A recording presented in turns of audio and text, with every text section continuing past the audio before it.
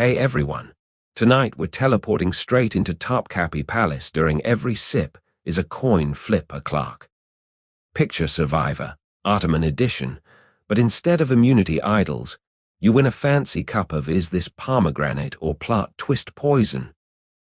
You, yes you, with your 2025 Wi-Fi addiction and avocado toast loyalty, would last 42 minutes max before screaming, "Where's the exit? I need a Starbucks." Survival rating: 1 star, and that star is currently face down in a bowl of locum, begging for mercy. Your modern survival kit: laughable, phone, confiscated for sorcery. Your I'm with stupid hoodie, traded for silk robes embroidered with scorpions that judge you. Your coping strategy: endless tick-tock. Replaced with actual endless, one wrong giggle and you're the next mysterious palace accident. Last words. But the TripAdvisor said 4.8 stars. So before we swan dive into this silk-lined death maze, smash that like button if you've ever side-eyed a smoothie and wondered, is this almond? Subscribe only if you're genuinely here for the historical chaos. No, I was looking for cat videos excuses. Drop a comment. Where are you dodging adulting right now, and what time is it in your corner of the planet? Now, lights down to true crime documentary glow, fan on whispering secrets mode, and let's tiptoe into a world where every cheers is Russian roulette, and every wink comes with a side of "what did I just drink?" Deep breath, or maybe sip. Wait, no, don't sip yet. Ready? Let's roll. You feel the wooden litter sway beneath you, like a hammock strung between two camels, the rhythm slow enough to lull your eyelids even before the city walls appear. The air thickens, jasmine and horse sweat braided together, drifting through the gauze curtains that brush your cheek. Somewhere ahead, a brass gong taps once, soft, almost polite, and the caravan halts. Dust settles on your tongue like powdered sugar. You part the curtain with 2 fingers and peer out. Topkapi's outer court yawns before you, a marble mouth lit by torches that smell faintly of cedar and ambition. Eunuchs in silver tunics glide across the flagstones as if on wheels, their slippers whispering secrets to the stone. One of them, taller, cheekbones sharp enough to slice baklava, spots you and lifts a single eyebrow in greeting. The gesture says, "Welcome, stranger. Try not to die before dessert." Your feet touch ground that's warmer than you expect, sun-baked all day, and now exhaling the heat like a baker's oven at closing time. A breeze sneaks through the arches, carrying rose water and something metallic. Maybe the memory of 1,000 swords polished for parades that never quite happen. You inhale, and the scent settles in your lungs like a cat curling up for the night. The tall eunuch bows, not low enough to suggest respect, just enough to suggest he's done this before. "Shoes," he murmurs, voice soft as silk dragged across velvet. You glance down at your modern sneakers, ridiculous here, glowing like neon marshmallows, and toe them off. The marble is cool now, a small mercy. He produces slippers the color of pomegranate seeds, embroidered with tiny gold bees that seem to buzz when the torchlight hits them. You slide your feet inside. They fit as if they've been waiting centuries for exactly your arches. Behind you, the caravan drivers unload bolts of damask that shimmer like fish scales. One bolt slips, unfurls, and for a moment the courtyard floor becomes a midnight sea. A pair of odalisks, barefoot, anklets chiming, giggle and scoop the fabric before it kisses the dust. Their laughter is light, but their eyes flick to you, measuring. You are the new variable in an equation they've solved 1,000 times. The eunuch gestures toward an archway framed by ivy so dark it looks black until the torches paint it emerald. "This way," he says, and you follow because what else is there to do? The slippers pad soundlessly. You feel like a ghost already. Through the arch, a fountain shaped like a lion coughs water into a basin of lapis lazuli. The sound is steady, almost a heartbeat. You pause to trail your fingers through it. Cool, faintly sweet, as if someone stirred in a drop of honey when no one was looking. Somewhere deeper in the palace, a lute plucks a single note that hangs in the air like a held breath. You wonder who's playing and why the note feels like a question. The eunuch notices your pause and smiles without warmth. Music keeps the walls from gossiping, he says. Stone ears are worse than human ones. You pass beneath a second arch, this one carved with peacocks whose sapphire eyes glint with real gems. The corridor narrows.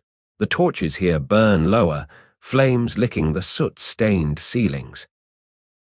Shadows stretch and shrink across the walls, turning the eunuch's silhouette into a heron, then a blade, then a heron again. You catch your own reflection in a polished bronze shield hanging crookedly. Your face looks softer, younger, as if the palace is already sanding down your edges. A scent shifts, orange blossom now, threaded with something sharper. Clove, maybe, or fear. You realize the eunuch has stopped before a cedar door bound in brass. He knocks twice, pauses, knocks once more. The door opens from within, revealing a woman draped in layers of gauze the color of storm clouds. Her eyes are lined with kohl so thick it looks like midnight spilled and dried. She studies you the way a chess player studies a pawn that wandered onto the wrong board.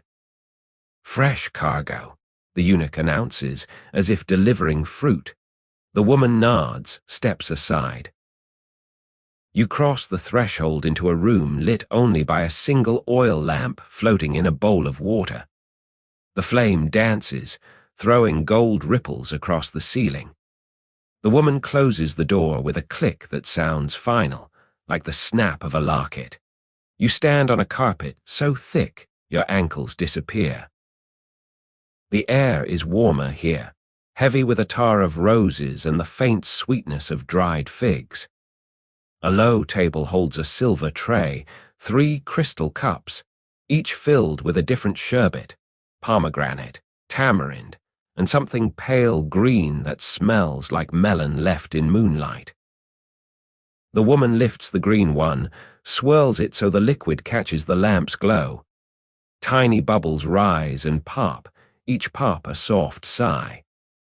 First lesson, she says, voice husky as if she's been whispering secrets since breakfast. Never trust a drink that smiles at you. She tilts the cup. The sherbet climbs the crystal like it's trying to escape. You lean closer. The scent is innocent, almost childlike. She watches your face, amused. Go on, smell, don't sip, not yet. You inhale. Beneath the melon, something bitter lurks, almonds maybe, or regret. Your modern brain screams cyanide, but this is centuries before chemistry classes, and the word you know is badem, the Turkish for almond, which can mean dessert or death depending on who's shelling them. You straighten, and the woman laughs softly. Good. You'll last until the second course at least. She sets the cup down, untouched. From a cedar chest, she lifts a robe the color of dawn, peach fading to cream, embroidered with silver thread that catches the lamplight and throws it back as tiny stars. Arms up, she says. You obey. The robe slides over your skin like cool water. It's lighter than you expect, yet it settles on your shoulders with the weight of expectation.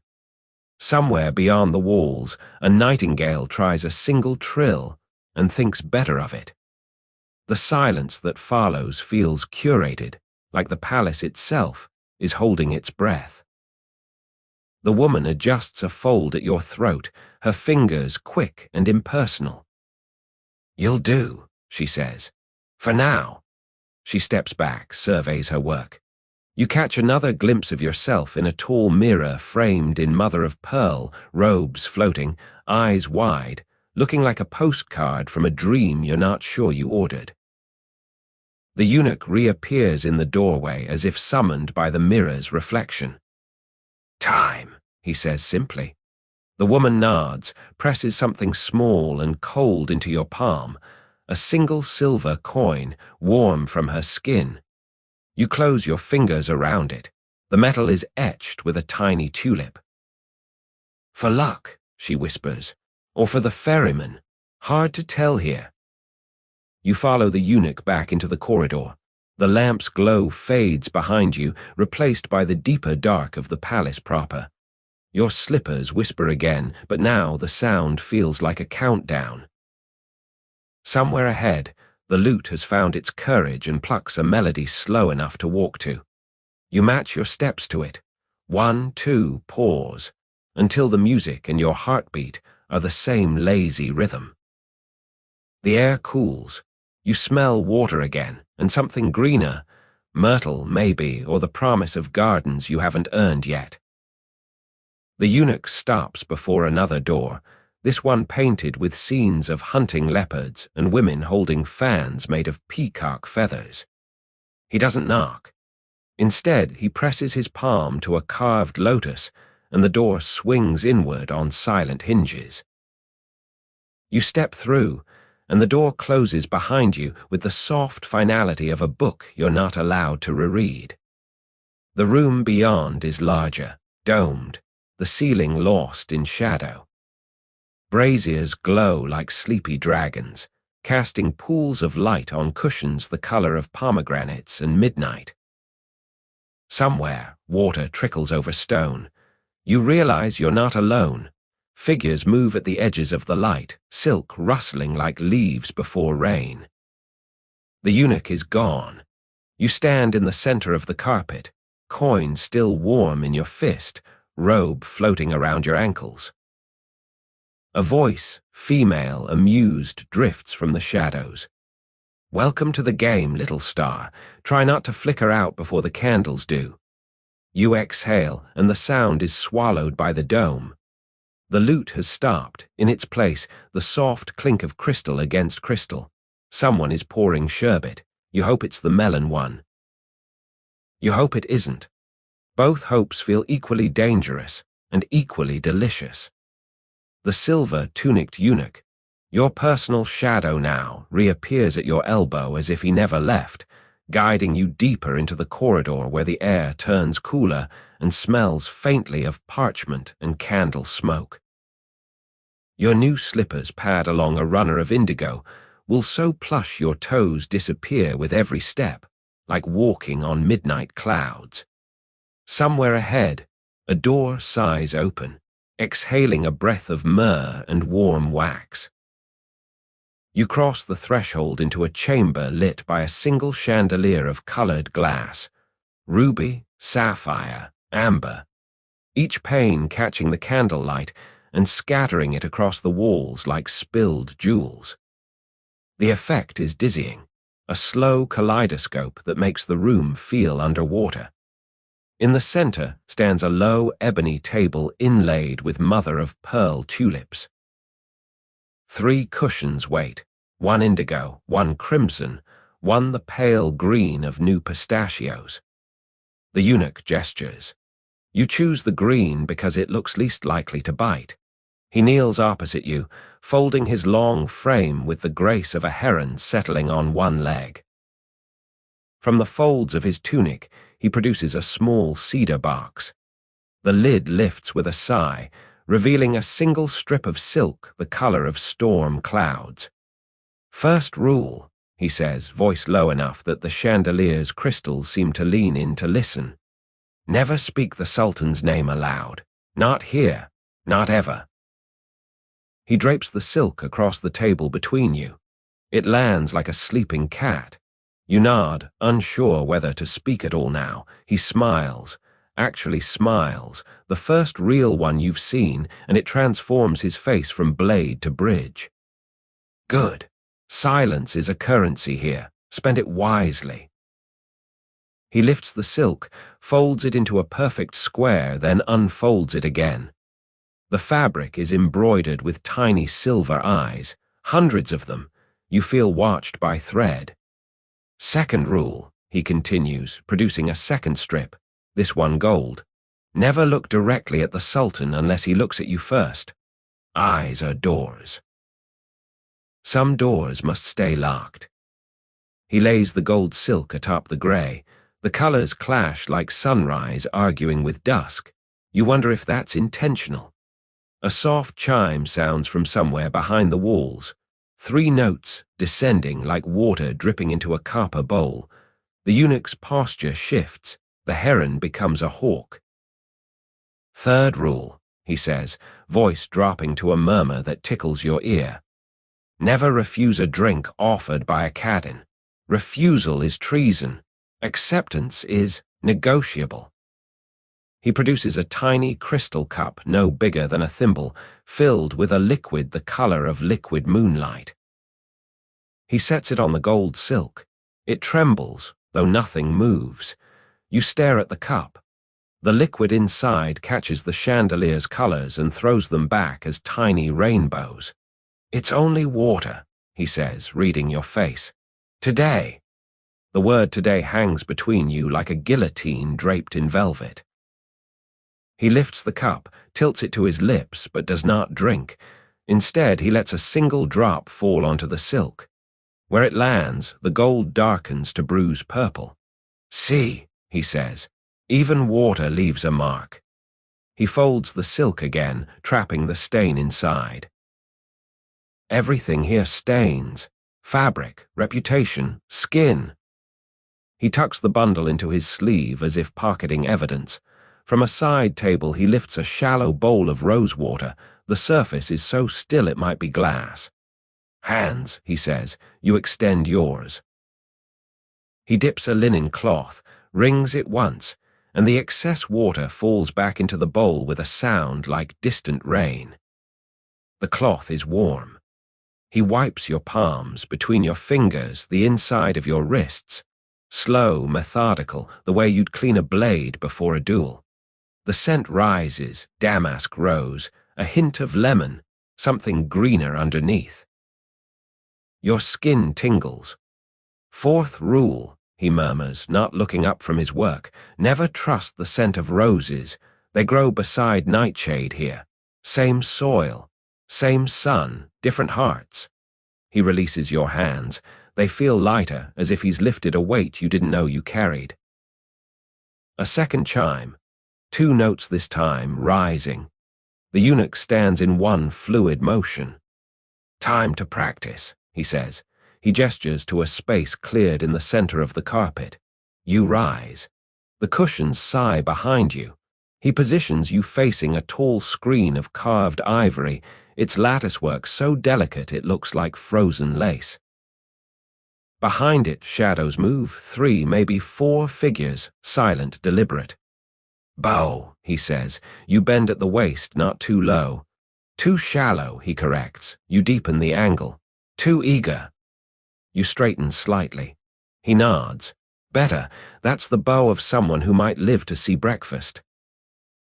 The shadows behind the screen shift. One lifts what might be a fan. You imagine eyes measuring the curve of your spine.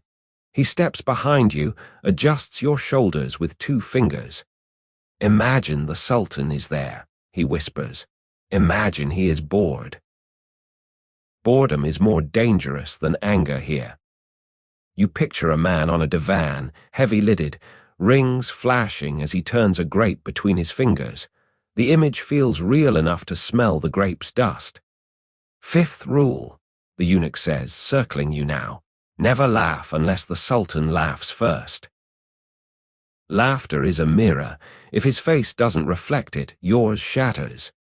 He stops in front of you, lifts your chin with 1 knuckle. Practice. He tells a joke, something about a camel, a vizier, and a misplaced slipper. It's terrible. You force your mouth into a neutral line. The shadows behind the screen ripple. One might be smiling. The chandelier flickers. A draft sneaks through the lattice, carrying the scent of oranges and something sharper, cardamom maybe, or panic. The eunuch sniffs, subtle as a cat. "Sixth rule," he says. Never eat the orange slices. They're soaked in rosewater to mask the taste of bitter almonds. The Cadins like efficiency. He plucks an invisible slice from the air, pretends to bite, then lets his eyes roll back in mock death. You snort before you can stop yourself. The shadows freeze. The eunuch's smile returns, crooked. "Good. You have a pulse. That's more than some arrive with." He claps once, soft. The screen slides aside on silent runners, revealing 3 women seated on a dais. They wear veils so sheer you see the kohl around their eyes, the curve of their smiles. One fans herself with peacock feathers. Another turns a ring round and round her thumb. The third simply watches you, unblinking. The eunuch bows, lower than he's bowed to you, and backs away 3 steps. You're alone in the center of the carpet, the rosewater on your hands suddenly cold. The woman with the ring speaks first, voice like honey left too long in the sun. "Little star," she says, "show us the bow again, slowly." You obey. The peacock fan pauses mid-flutter. The unblinking one tilts her head. Somewhere, water drips. Steady, patient. You realize it's the rosewater bowl still trembling from the eunuch's cloth. Drip, drip. Each drop a countdown. The woman with the honey voice nods. "Acceptable," she says, "for a beginner." The fan resumes its lazy arc. The ring keeps turning. The eunuch reappears at your side, a new strip of silk in his hands, this one white, embroidered with tiny black scorpions. "Seventh rule," he whispers, tying it around your wrist with a knot that looks simple but feels like a promise. "Never remove this until you leave. It marks you as in training." The knot tightens, not painfully, just enough to remind you it's there. The women rise as one, veils shimmering like heat haze. They glide past you, close enough that you catch their scents, jasmine amber, something metallic like blood under perfume. The unblinking one pauses, leans in. Her breath is warm against your ear. "Eighth rule," she murmurs, so softly you're not sure you heard it. "Never fall asleep first." Then she's gone, the others trailing behind her like smoke. The screen slides shut. The chandelier steadies. The eunuch exhales, a sound like a man setting down a heavy tray. "You did well," he says, "most faint by the 6th rule." He offers his arm. You take it because your knees have decided to imitate jelly. Together you leave the chamber, the scorpion silk cool against your pulse. The corridor outside is darker now, the torches guttering. Somewhere, a clock you can't see strikes once, low, resonant, final. The eunuch's voice floats beside you, soft as moth wings. 9 more rules tomorrow. Tonight you only need one, breathe. You do. The air tastes of roses and distant thunder. Your slippers find the indigo runner again, carrying you forward into whatever comes next. Behind you, the chamber door closes with a whisper that sounds almost like laughter. The eunuch's hand is cool at the small of your back, steering you through an archway so low you duck instinctively. The air changes the moment you cross the threshold, warm, wet, and sweet, like stepping inside a giant's teacup of rose-petal tea. Marble underfoot turns slick, your slippers skid, and you catch yourself on a column carved with vines that look ready to snake around your wrist and tug you deeper. A soft laugh ripples somewhere ahead, 3 voices braided together, light as soap bubbles. The hammam opens before you, a cavern of steam and honey-colored light. The ceiling is a honeycomb of tiny domes, each pierced with star-shaped holes that leak soft gold. Water drips from those stars, plink, plink, plink, into a central pool the size of a modest living room.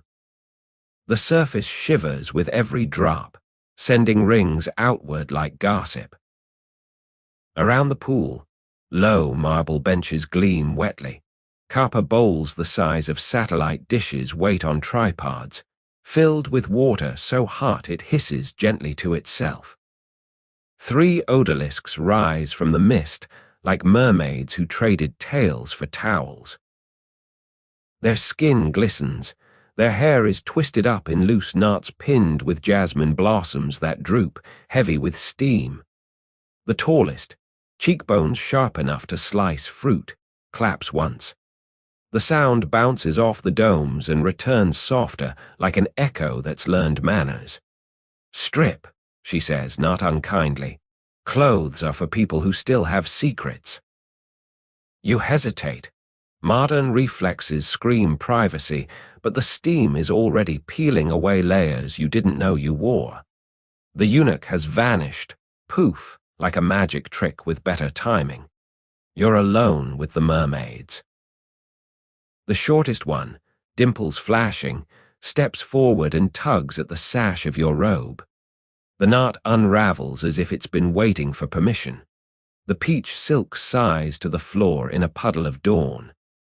Cool air kisses your shoulders for half a heartbeat before the hammam's breath wraps you again. The tall one guides you to a marble slab warmed from beneath. Someone's been stoking fires you can't see. You lie back. The stone is the exact temperature of a hug you didn't know you needed.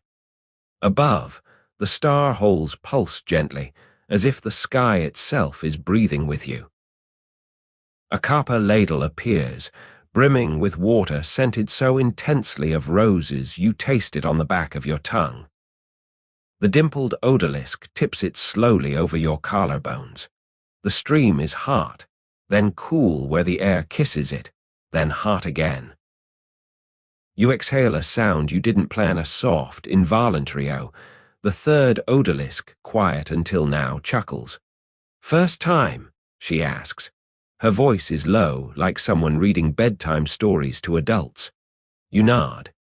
She smiles, teeth white against skin the color of warm caramel. "We all have a first time. Some of us just remember it better." They move around you in a choreography older than the palace itself. A coarse mitt, horsehair maybe, scrubs your arms in slow circles, lifting centuries of road dust and 21st century stress in gray ribbons that swirl away down hidden drains. The sensation is half exfoliation, half exorcism. You feel yourself coming undone in the best way, like bread dough rising under gentle hands. "Sherbet gossip," the tall one announces, dipping a fresh ladle. "This water smells of orange blossom and something greener, mint, maybe, or crushed geranium leaves." She pours it over your hair. It runs in warm rivers down your temples, carrying shampoo made from olive oil and laurel berries. The quiet one works it through your strands, nails grazing your scalp in tiny, delicious scratches. "Word is," she murmurs, "Valide Cursum tried to poison En Herbert with ground pearls last week. Thought it would make the Sultan glow from the inside." He burped opalescent for 3 days. The dimpled one snorts. "Pearls are for necklaces, not nightmares, though I'd pay to see Murad glowing like a jellyfish." They laugh together, the sound bouncing off the domes and returning as music. You find yourself smiling into the steam. The horsehair mitt moves to your back now, tracing your spine like it's reading Braille. Every knot it finds sighs and dissolves. A fourth bowl appears, this one filled with a thick, grainy paste the color of wet sand. The tall odalisk scoops a handful and slathers it across your shoulders. It smells of coffee and something smoky, tobacco leaves maybe, or the memory of campfires. "Rasshole clay," she explains. "Sucks the poison out, not the fun poison, the boring kind like city air and bad decisions." The paste warms on contact, then cools, tightening gently like a clay mask that's decided to hug you. While it sets, the quiet one produces a tiny silver hammer and a bowl of ice. She chips off a sliver no bigger than a fingernail and trails it down your sternum. The contrast, hot clay, cold ice, makes you gasp. The ice melts instantly, running in chilly rivulets that tickle. Keeps the heart awake, she says. Can't fall asleep in here. The steam would cook you like a dumpling. You picture yourself as a steamed bun and giggle. The sound surprises you, light and foreign in your own throat. The clay cracks along your shoulder blades. The dimpled one peels it away in sheets, revealing skin that feels brand new, like you've been rebirthed in installments. They rinse you with one final ladle. Water scented with lemon verbena this time, sharp enough to cut through the floral haze. You sit up slowly, dizzy in the best way, steam curling off your limbs like incense. A towel appears, linen so fine it's almost transparent, warmed on a brass rack. The tall one wraps it around you, tucking it with the efficiency of someone who's dressed more bodies than you've had heart dinners. Up, she says. You stand on legs that feel borrowed. The marble is cool now, grounding. They lead you to a smaller alcove where a copper tub waits, filled with water so hot it steams like a dragon's breath. Rose petals float on the surface, crimson against the copper's glow. You sink in up to your chin. The heat seeps into your bones, melting the last of the caravan's dust. The quiet odalisque kneels beside the tub, producing a tiny vial of oil, amber, thick, smelling of myrrh and something darker, like church incense left in the rain. She drips 3 drops into the water. They spread in golden rings that shimmer, then vanish. For dreams, she says, the kind that don't involve waking up dead. The dimpled one perches on the tub's edge, swinging her feet. Sherbet update, she says, voice conspiratorial. Hurrem's new girl swears the next batch will taste like candied violets but bite like a scorpion. We're taking bets on whether the Sultan notices before or after his tongue swells. The tall one rolls her eyes. He'll notice when he can't taste his own ego anymore. You close your eyes. The water laps at your collarbones, gentle as a tide that's decided to be kind. Somewhere, a flute joins the drip-drip of the star holes, weaving a melody slow enough to drown in. The myrrh oil finds your nose again, curling through the steam like a cat looking for a lap. Your limbs feel heavy, deliciously so, as if the tub is a cradle and the hammam the entire world. A soft splash. Someone slipped into the water across from you. You open one eye.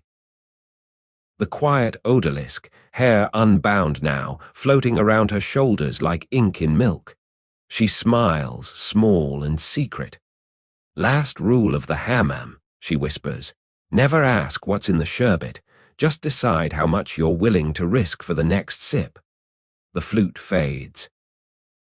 The steam thickens until the domes disappear, until there's only heat and scent, and the slow beat of your heart echoing the water's pulse. You let your head rest against the tub's rim, the copper warm against your neck.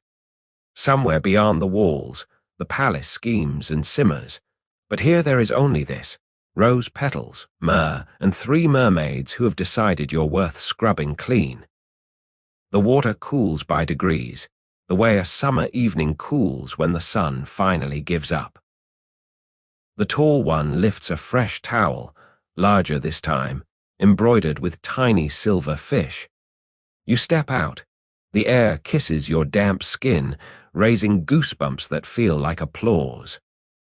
They wrap you, pat you dry with the efficiency of people who have done this since before you were born.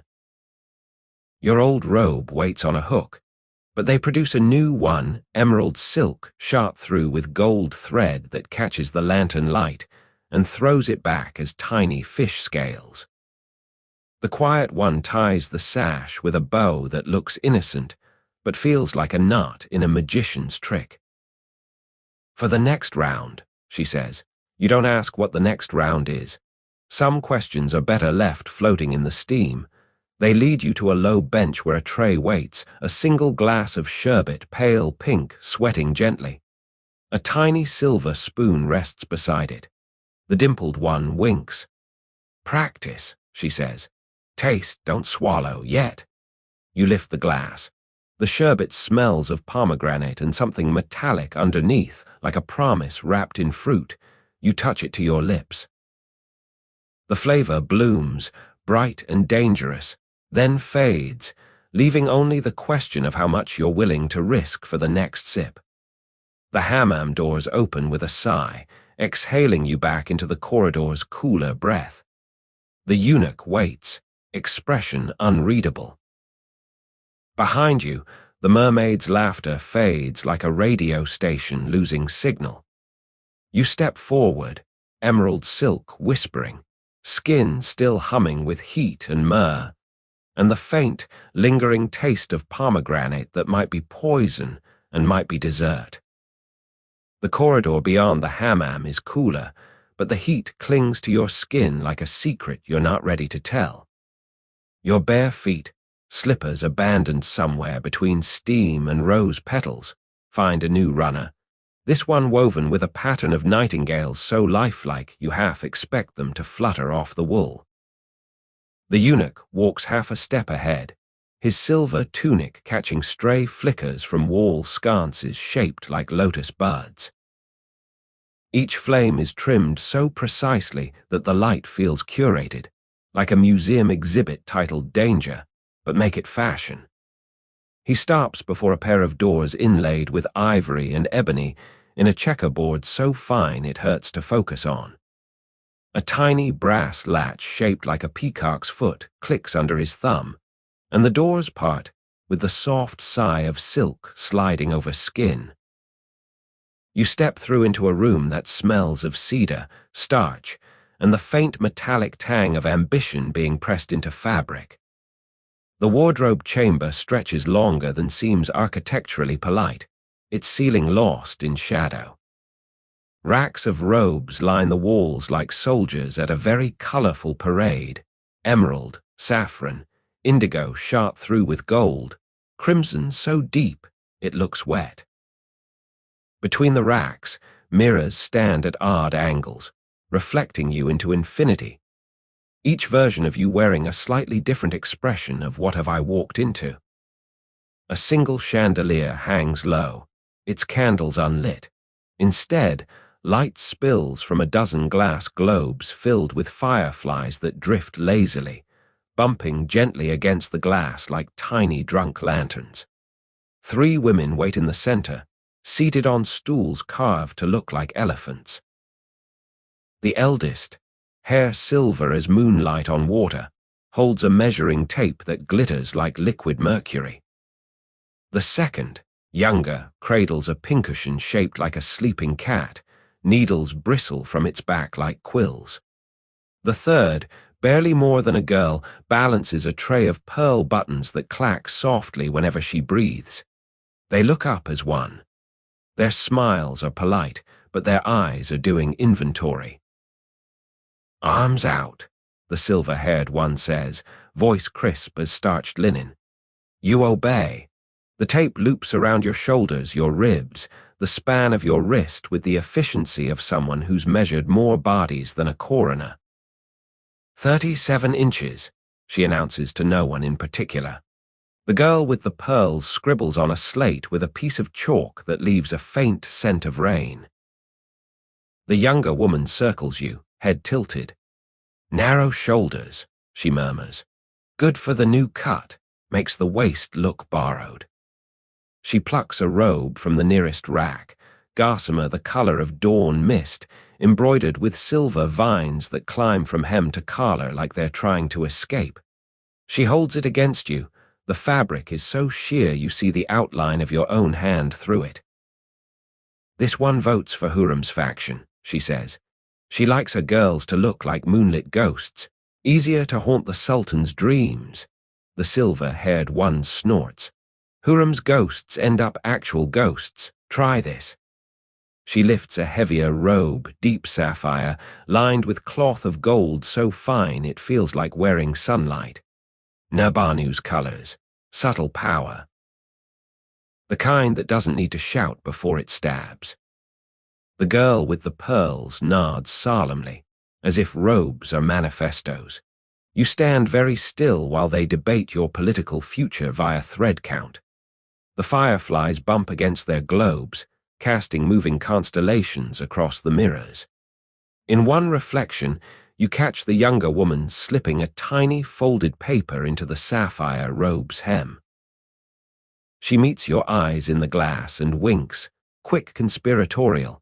A message, a curse, a grocery list. With your luck, all three, the eldest claps once. Decision by democracy, she declares. We dress her in layers. Bottom layer neutral, let the Caddens fight over the top coat. She produces an under-robe the color of fresh cream, so soft it might be woven from actual clouds. The girl with the pearls helps you into it. The fabric slides over your hammam warm skin like cool water. The hem brushes your ankles, whispering SHH, we're just getting started. Next comes a vest of quilted silk, pale lilac, stitched with tiny seed pearls that form a map of constellations you don't recognize. Orion's belt is off by 1 star, the younger woman whispers as she fastens it. Cursem's astrologer swears it brings luck in love, or death, depends on the moon. You decide not to ask which moon is overhead tonight. The sapphire over robe follows, heavy enough to feel like armor made of midnight. The silver-haired one adjusts the collar so it stands high, framing your jaw like a portrait. There, she says, stepping back. Now you look expensive. Expensive things are harder to throw away. The girl with the pearls offers a sash, crimson, embroidered with tiny gold scorpions. You hesitate. The younger woman notices. Relax, she says. The scorpions are decorative, mostly. They turn you toward the largest mirror. The version of you staring back looks like someone who belongs here, ethereal, slightly dangerous, definitely overdressed for a Tuesday. The fireflies choose that moment to swarm one globe, turning your reflection gold for a heartbeat. You blink and the gold is gone, but the afterimage lingers like a promise. The eldest produces a final touch, a single brooch shaped like a tulip, its petals enameled in gradients of pink so subtle they seem to breathe. She pins it at your throat. Tulips mean many things, she says. Love, power, a really good sale at the bazaar. Choose your meaning carefully. The metal is warm, body warm, as if it's been waiting in someone's palm for years. From a cedar chest, the girl with the pearls lifts a pair of slippers dyed to match the sash. The soles are soft leather. The uppers are crimson velvet embroidered with more scorpions, these ones so tiny they look like punctuation marks. You slide your feet inside. They fit like they've memorized your arches. Walk, the younger woman commands. You take 3 steps. The slippers make no sound, but the scorpions seem to scuttle with every stride. The mirrors multiply the motion until the room is full of crimson-footed ghosts. The silver-haired one watches, head tilted. Popularity contest, she says. Every thread is a vote. Hurrem counts embroidery density. Nabanu measures hem weight. Cursum, she pauses, glances at the tulip brooch. Cursum counts how many people notice the brooch before they notice you. You realize the tulip is the only colorless thing you're wearing. A blank ballot. The fireflies settle, dimming the room to a softer glow. The eldest claps again, twice this time. Hidden doors slide open in the walls, revealing alcoves you hadn't noticed. From one emerges a boy no older than 12, carrying a tray of thimbles filled with liquids that glow faintly, emerald, amber, rose. Sent round, the younger woman announces. Choose poorly and you'll smell like a funeral for a week. The boy offers the tray. You sniff each thimble. The emerald smells of crushed pine and secrets. The amber is warm honey and smoke. The rose is, well, rose, but underneath lurks something sharp, like green stems snapped in half. You hesitate. The girl with the pearls leans in. Rose is safest, she whispers. Everyone expects it. Surprise is a weapon, but only if you live to wield it. You choose the amber. The boy dabs it at your wrists, behind your ears, the hollow of your throat. The scent blooms warm and golden like sunlight trapped in a bottle. The mirrors approve. Your infinite selves nod in unison. The silver-haired one produces a final garment, a veil so sheer it's more suggestion than fabric, embroidered with tiny silver stars that catch the firefly light and throw it back as constellations. She drapes it over your head. It settles like moonlight. Now you're ready, she says, ready to be seen. Ready to be forgotten. Ready to be whichever the night demands. The eunuch reappears in the doorway as if he's been there all along, patient as furniture. The women step back, their work complete. You take one last look in the mirror. The version of you staring back is a collaboration, part hammam steam, part firefly glow, part scorpion silk. You look like someone who could survive a night here. You look like someone who might not want to. The eldest presses something small into your palm, a single pearl button warm from her fingers. For luck, she says, or for bribes, pearls are versatile. You close your fist around it. The eunuch offers his arm. You take it. The slippers carry you forward, scorpions scuttling silently. Behind you, the wardrobe doors close with a whisper that sounds almost like good luck, little vote. The corridor outside is darker now. The lotus sconce is dimmed to embers.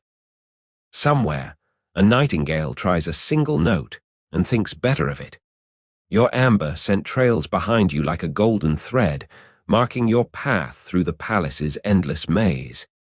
Ahead, the next chamber waits. Whatever it is, you're dressed for it. Overdressed, probably. But in a place where fabric is politics, better too much than too little. The eunuch's fingers brush the small of your back, guiding you through a narrow passage where the walls sweat cool marble and the air smells of crushed almonds and candle smoke. Your crimson slippers leave no sound, but the tiny scorpions embroidered on them seem to scuttle with every heartbeat. A single oil lamp swings from a chain ahead, its flame steady despite the draft that sneaks along the floor and tugs at your veil like a playful ghost. The passage ends at a cedar door no taller than your shoulder. The eunuch knocks once, soft, polite, and the door opens inward on silent hinges. You duck through and find yourself in an alcove so small it feels like a secret someone forgot to lock. A round table of polished walnut waits in the center, its surface inlaid with a mosaic of mother-of-pearl fish that swim in lazy circles. 3 crystal cups sit on the table, each filled with a different sherbet, one ruby, one amber, one the pale green of new pistachios. A single silver spoon rests beside them, its handle carved into a tiny serpent biting its own tail. An elderly steward stands beside the table, robes the color of storm clouds, beard trimmed so precisely it looks drawn with a ruler. His eyes are kind but tired, like a librarian who's read every forbidden book and still has to shelve them. "Sit," he says, voice soft as dust settling on velvet. You lower yourself onto a cushion the color of ripe figs. The table is low. Your knees fold like a paper crane. The steward remains standing, hands clasped behind his back. "Lesson 1, he begins, lifting the ruby sherbet. The liquid catches the lamplight and throws it back as tiny garnets. Color is a lie. Red means pomegranate, yes, but also blood, passion, and the Cadden's favorite warning. He swirls the cup gently. The sherbet climbs the crystal walls like it's trying to escape. Smell. He holds it under your nose. The scent is bright, almost too sweet, with a whisper of something metallic underneath, like a coin left in fruit juice. You inhale, your modern brain screams poison, but the steward's expression doesn't change. Good, he says. You hesitate. Hesitation is survival. He sets the cup down untouched. Lesson 2, taste without swallowing. He lifts the spoon, dips it into the ruby liquid, and brings a single drop to your lips. Tongue only. Let it sit. The drop touches your tongue, tart, then sweet, then a faint bitterness that blooms at the back of your throat like a bruise. You hold it there, counting heartbeats. 1, 2, 3. The steward watches your face the way a jeweler watches a gem for flaws. Spit, he says finally. You obey into a small silver bowl he produces from his sleeve. The liquid lands with a soft plop, staining the metal pink. Lesson 3, he continues, lifting the amber sherbet. Clarity is a trap. The clearer the drink, the easier it hides death. This one smells of honey and orange blossom, warm as a summer afternoon. He repeats the ritual: swirl, smell, taste. The flavor is golden, almost too perfect, until a sharp note slices through, like a razor dipped in syrup. You spit again. The steward nods. Bitter almonds, classic, efficient, smells like dessert, kills like duty. The green sherbet waits, innocent as spring. Lesson 4, he says, never trust innocence. The scent is light. Melon, mint, a hint of cucumber. You taste. It's cool, refreshing, then a slow warmth spreads across your tongue, not bitter but wrong, like drinking a memory you didn't know you had. You spit. The steward's eyes soften. Nightshade essence, tasteless at first, then the world tilts. You'd be dancing with shadows by the time the Sultan noticed. He sets the cups in a neat row. Lesson 5, the spoon is your shield. He lifts the silver serpent. See the bowl, it blackens if poison touches it, but only if the poison is crude. The Cadans prefer subtle. He taps the spoon against each cup. The metal stays bright. See, even silver lies. He lays the spoon down like a surgeon setting aside a scalpel. From his sleeve he produces a tiny vial filled with a liquid the color of moonlight. Lesson 6, the antidote is a myth. He uncorks it. The scent is sharp, medicinal, like crushed mint and regret. This is rose water and charcoal. It buys time, maybe, if you're lucky. He corks it again, tucks it away. Luck is not a strategy. The alcove feels smaller now, the air thick with sherbet and secrets. The steward lifts a 4th cup, this one opaque porcelain, painted with tiny blue fish. Lesson 7, never drink from porcelain. You can't see the color. He tilts it. The liquid inside is thick, milky, smelling of coconut and something nutty. Almond milk, he says. Sometimes it's kindness. Sometimes it's the last thing you taste. He offers it. You hesitate. He smiles, the first real one. Today it's kindness. You sip. The flavor is rich, comforting, like a hug from someone who doesn't hug back. You swallow before you can stop yourself. The steward's eyes crinkle. Lesson 8, trust is a muscle. Use it sparingly. He takes the cup, drinks the rest in one smooth motion. See, I'm still here. The lamp flickers. Shadows stretch across the mosaic fish, making them swim faster. The steward produces a small lacquered box. Inside, 3 sugar cubes, each stamped with a different symbol: a tulip, a scorpion, a crescent moon. Lesson 9, sweetness is a distraction. He places the tulip cube on your tongue. It dissolves instantly, flooding your mouth with rose and something sharper, clove maybe, or anticipation. The Cadans lace these with harmless flavors, makes you crave the next cup, the poisoned one. He closes the box. Lesson 10, the game is rigged, but the rules are real. He gestures to the 3 crystal cups. Choose one to finish. The others will be poured out. Your choice is noted, by whom you'll never know. Your pulse flutters like a moth against glass. You study the cups. Ruby, bold, obvious. Amber, golden, treacherous. Green, innocent, deadly. You choose the amber. The steward's expression doesn't change, but his eyes flicker with something that might be approval. He lifts the cup, tilts it to your lips. You drink.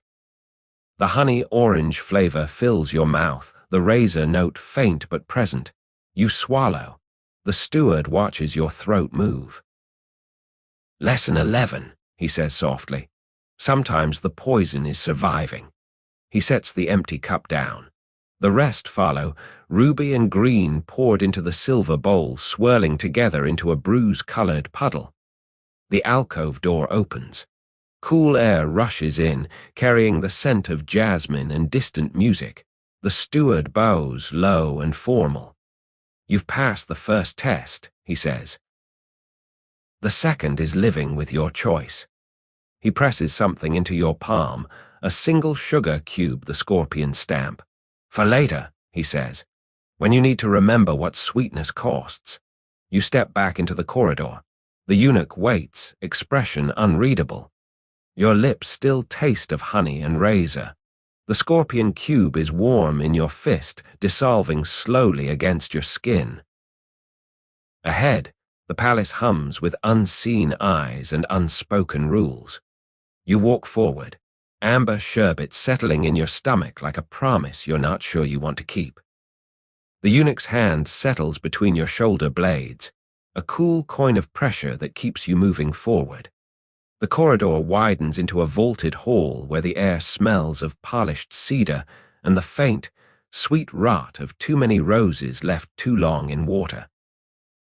Your slippers whisper over a carpet woven with a repeating pattern of tulips and crescent moons. Every third moon is upside down, a detail that itches at the back of your mind like a half-remembered joke. At the far end, a pair of gilded doors stand ajar, each panel carved with peacocks whose sapphire eyes glint with real gems. Between the doors, the chief eunuch waits, taller than your guide, robes the color of wet ash, beard oiled to a point sharp enough to sign treaties. His gaze slides over you like a measuring tape, then settles on the scorpion sugar cube you still clutch. He lifts one eyebrow the width of a hair. Lesson 12, he says, voice low enough to vibrate in your sternum. Never bring candy to a knife fight. He pivots on silent feet and gestures you forward. You cross the threshold into a chamber shaped like an octagon, its walls draped in silk the color of dried blood. 8 low cushions form a loose circle around a central dais of black marble veined with gold. The dais is empty save for a single silver hookah, its coal glowing like a sleepy dragon's eye. Above, a dome of stained glass depicts a night sky, stars picked out in lapis, a crescent moon in mother of pearl that seems to breathe when the light shifts. The chief eunuch stops at the edge of the circle. Kneel, he says. You sink onto the nearest cushion, indigo, embroidered with tiny silver fish that swim when you breathe. The silk is cool against your knees, but the marble beneath radiates warmth, as if the palace itself has a fever. Lesson 13, he continues, producing a small ivory fan painted with a single peacock feather. The fan is your voice when words are treason. He demonstrates, a flick to the left, yes, a slow arc to the right, no, a sharp snap shut, I'd rather die. You mimic the motions. The fan feels heavier than it should, as if it's been soaked in centuries of unspoken sentences. Good, he says. Lesson 14, never fan yourself. Only the Sultan may be cooled. You are furniture until spoken to. From the shadows, 3 caddens glide in, no footsteps, just the soft rustle of silk and the clink of bangles. Hurrem takes the crimson cushion opposite you. Her veil is sheer enough to reveal the curve of a smile sharp as a crescent blade. Nabanu settles to your left, robes the color of storm clouds over the sea, fingers heavy with rings that flash like warning beacons. Cursum claims the cushion to your right, her scent of amber and myrrh arriving a heartbeat before she does. They arrange themselves with the precision of chess pieces who have played this board before. The chief eunuch kneels beside you, close enough that you feel the heat of his breath. "Lesson 15, he whispers. "The Cadans own the Sultan's left ear tonight. Tomorrow it might be the right. Track the shift by who laughs last." He produces a tiny abacus of jade beads and flicks one across, Hurrem. Another, Nurbanu. The third bead hesitates under his thumb, Cursum. A side door opens. 4 odalisks enter carrying silver trays. One holds a bowl of rose water for hand washing, another a plate of candied violets, the third a crystal decanter of sherbet the color of liquid rubies, the fourth a single silver cup. They move in perfect silence, setting the trays on low stands within reach of the Cadans, but not you. The chief eunuch's abacus clicks again, all 3. "Lesson 16, he murmurs. "Never reach first. The hand that feeds is the hand that kills." Hurrem lifts the decanter, pours a slow stream into the silver cup. The sherbet catches the stained glass light and glows like molten garnet. She offers it to Nurbanu, who accepts with a nod so slight it might be a blink. Nurbanu sips, then passes the cup to Cursum. Cursum drinks, then unexpectedly holds it out to you. Your heart performs a small somersault. The chief eunuch's fan flicks once, no, then twice. Wait. You freeze. Cursum's eyes above her veil are the color of wet slate, unreadable. "Lesson 17, the chief eunuch breathes. "A gift refused is a gauntlet thrown. A gift accepted is a contract signed in blood." The cup hovers, sherbet trembling like it's nervous. You take it. The silver is warm from 3 sets of lips. You bring it to your mouth, tilt, just enough for the scent to bloom, pomegranate, rose, and the faint, unmistakable bite of bitter almonds. You let a single drop touch your tongue, hold it, then lower the cup untouched. Cursum's smile curves like a crescent moon. The abacus clicks, Cursum. "Lesson 18, the chief eunuch says, voice softer than the silk beneath your knees. "Silence is a bow. Use it." He demonstrates, head inclined, eyes lowered, fan folded against his chest. You copy.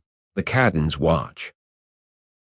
Somewhere in the dome, a nightingale recorded centuries ago sings a single, perfect note through hidden pipes. The sound lingers, then fades. Hurrem breaks the silence. "The new girl has steady hands," she says, voice like honey poured over broken glass. "Let's see if her knees match." She claps once. The side door opens again. 2 eunuchs enter carrying a low ebony table. On it, a backgammon board, dice of carved ivory, and a single silver cup identical to the one you hold. They set it before you. Nurbanu leans forward. "A game," she says. "Winner pours the Sultan's nightcap. Loser drinks it." Your stomach flips. The chief eunuch's fan snaps shut. Lesson 19, never play fair. He slides the ivory dice into your palm. They're warm, heavier than bone. "Roll," he says. You do. A 4 and a 2. Hurrem rolls, a 6 and a 5. She smiles like a cat who's already eaten the canary and is eyeing the cage. Nurbanu rolls, a 3 and a 1. Cursum declines to roll, simply moves a single piece across the board with 1 lacquered nail. "I prefer to watch," she says. The game proceeds in near silence, broken only by the soft clack of ivory on ebony and the occasional rustle of silk. You move your pieces with the caution of someone diffusing a balm made of sugar. Hurrem plays aggressively, blocking your path with the glee of a child stacking blocks just to knock them down. Nurbanu plays defensively, her pieces forming a wall you can't breach without sacrifice. Cursum moves only when necessary, each placement shifting the balance like a pebble starting an avalanche. The chief eunuch's abacus clicks steadily Hurum, Nabanu, Kursum, Hurum. Your palms sweat around the dice. The silver cup sits untouched, sherbet sweating gently, a single bead of condensation sliding down the stem like a tear. You roll a double 6, miraculous, suspicious. Hurum's eyes narrow. You advance, capture one of her pieces.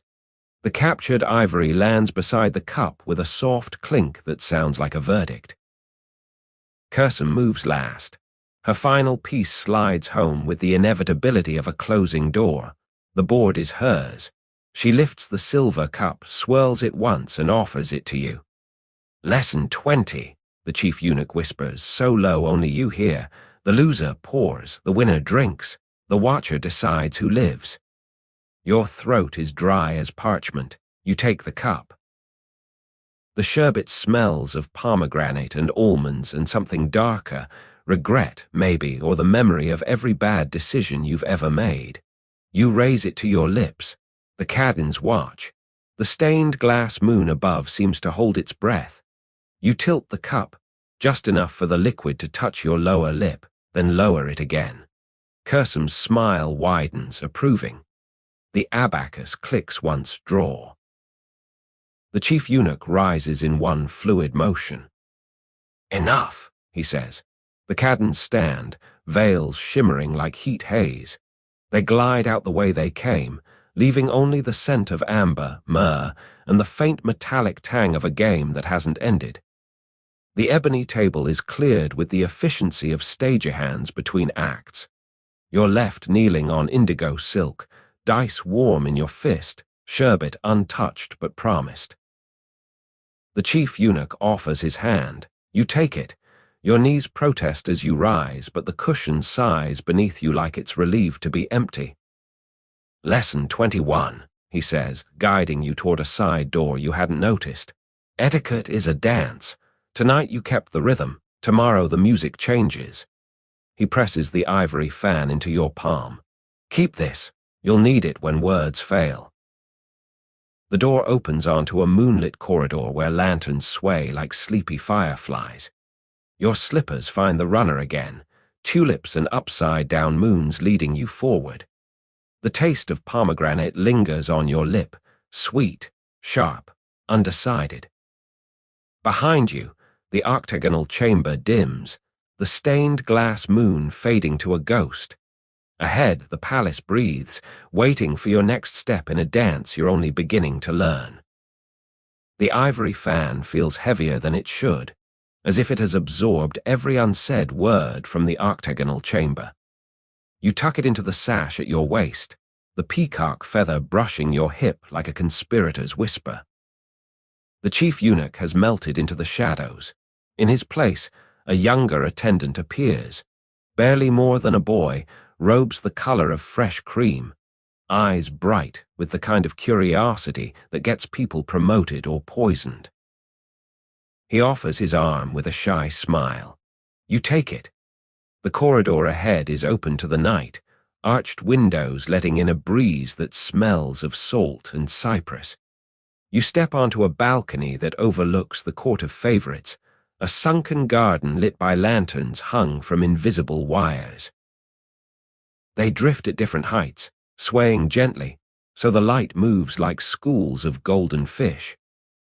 Below, the seraglio unfolds in terraces, marble paths, fountains shaped like lions, beds of tulips so dark they look black until the lanterns catch their edges and turn them blood red. The air is cooler here, almost kind, but every shadow seems to have a pulse. The boy leads you down a staircase carved into the rock itself, each step worn smooth by centuries of slippered feet. Your crimson scorpions scuttle silently. Halfway down, he pauses. Lesson 22, he whispers, voice barely louder than the fountain's murmur. Never look up when the lanterns sway. The Cadins count who notices the pattern. You resist the urge to glance at the drifting lights. He nods, pleased. At the bottom, the path splits 3 ways. Left, a grove of myrtle trees, their leaves glossy as patents. Right, a colonnade where silhouettes move behind lattice screens, fans flickering like moth wings. Center, a direct route across open lawn to a pavilion draped in indigo silk. The boy chooses center. Lesson 23, he says. The shortest path is the one they expect. Walk it slowly. You match his pace, deliberate, unhurried, as if you have all night and nowhere to be. Halfway across the lawn, a nightingale bursts into song from a hidden cage. The notes are liquid, heartbreaking, and impassably familiar, like a lullaby you never learned. You falter. The boy's grip tightens. Lesson 24, he murmurs. Music is a leash. Let it pull, but don't follow. You keep walking. The song fades behind you, replaced by the soft splash of water and the rustle of silk.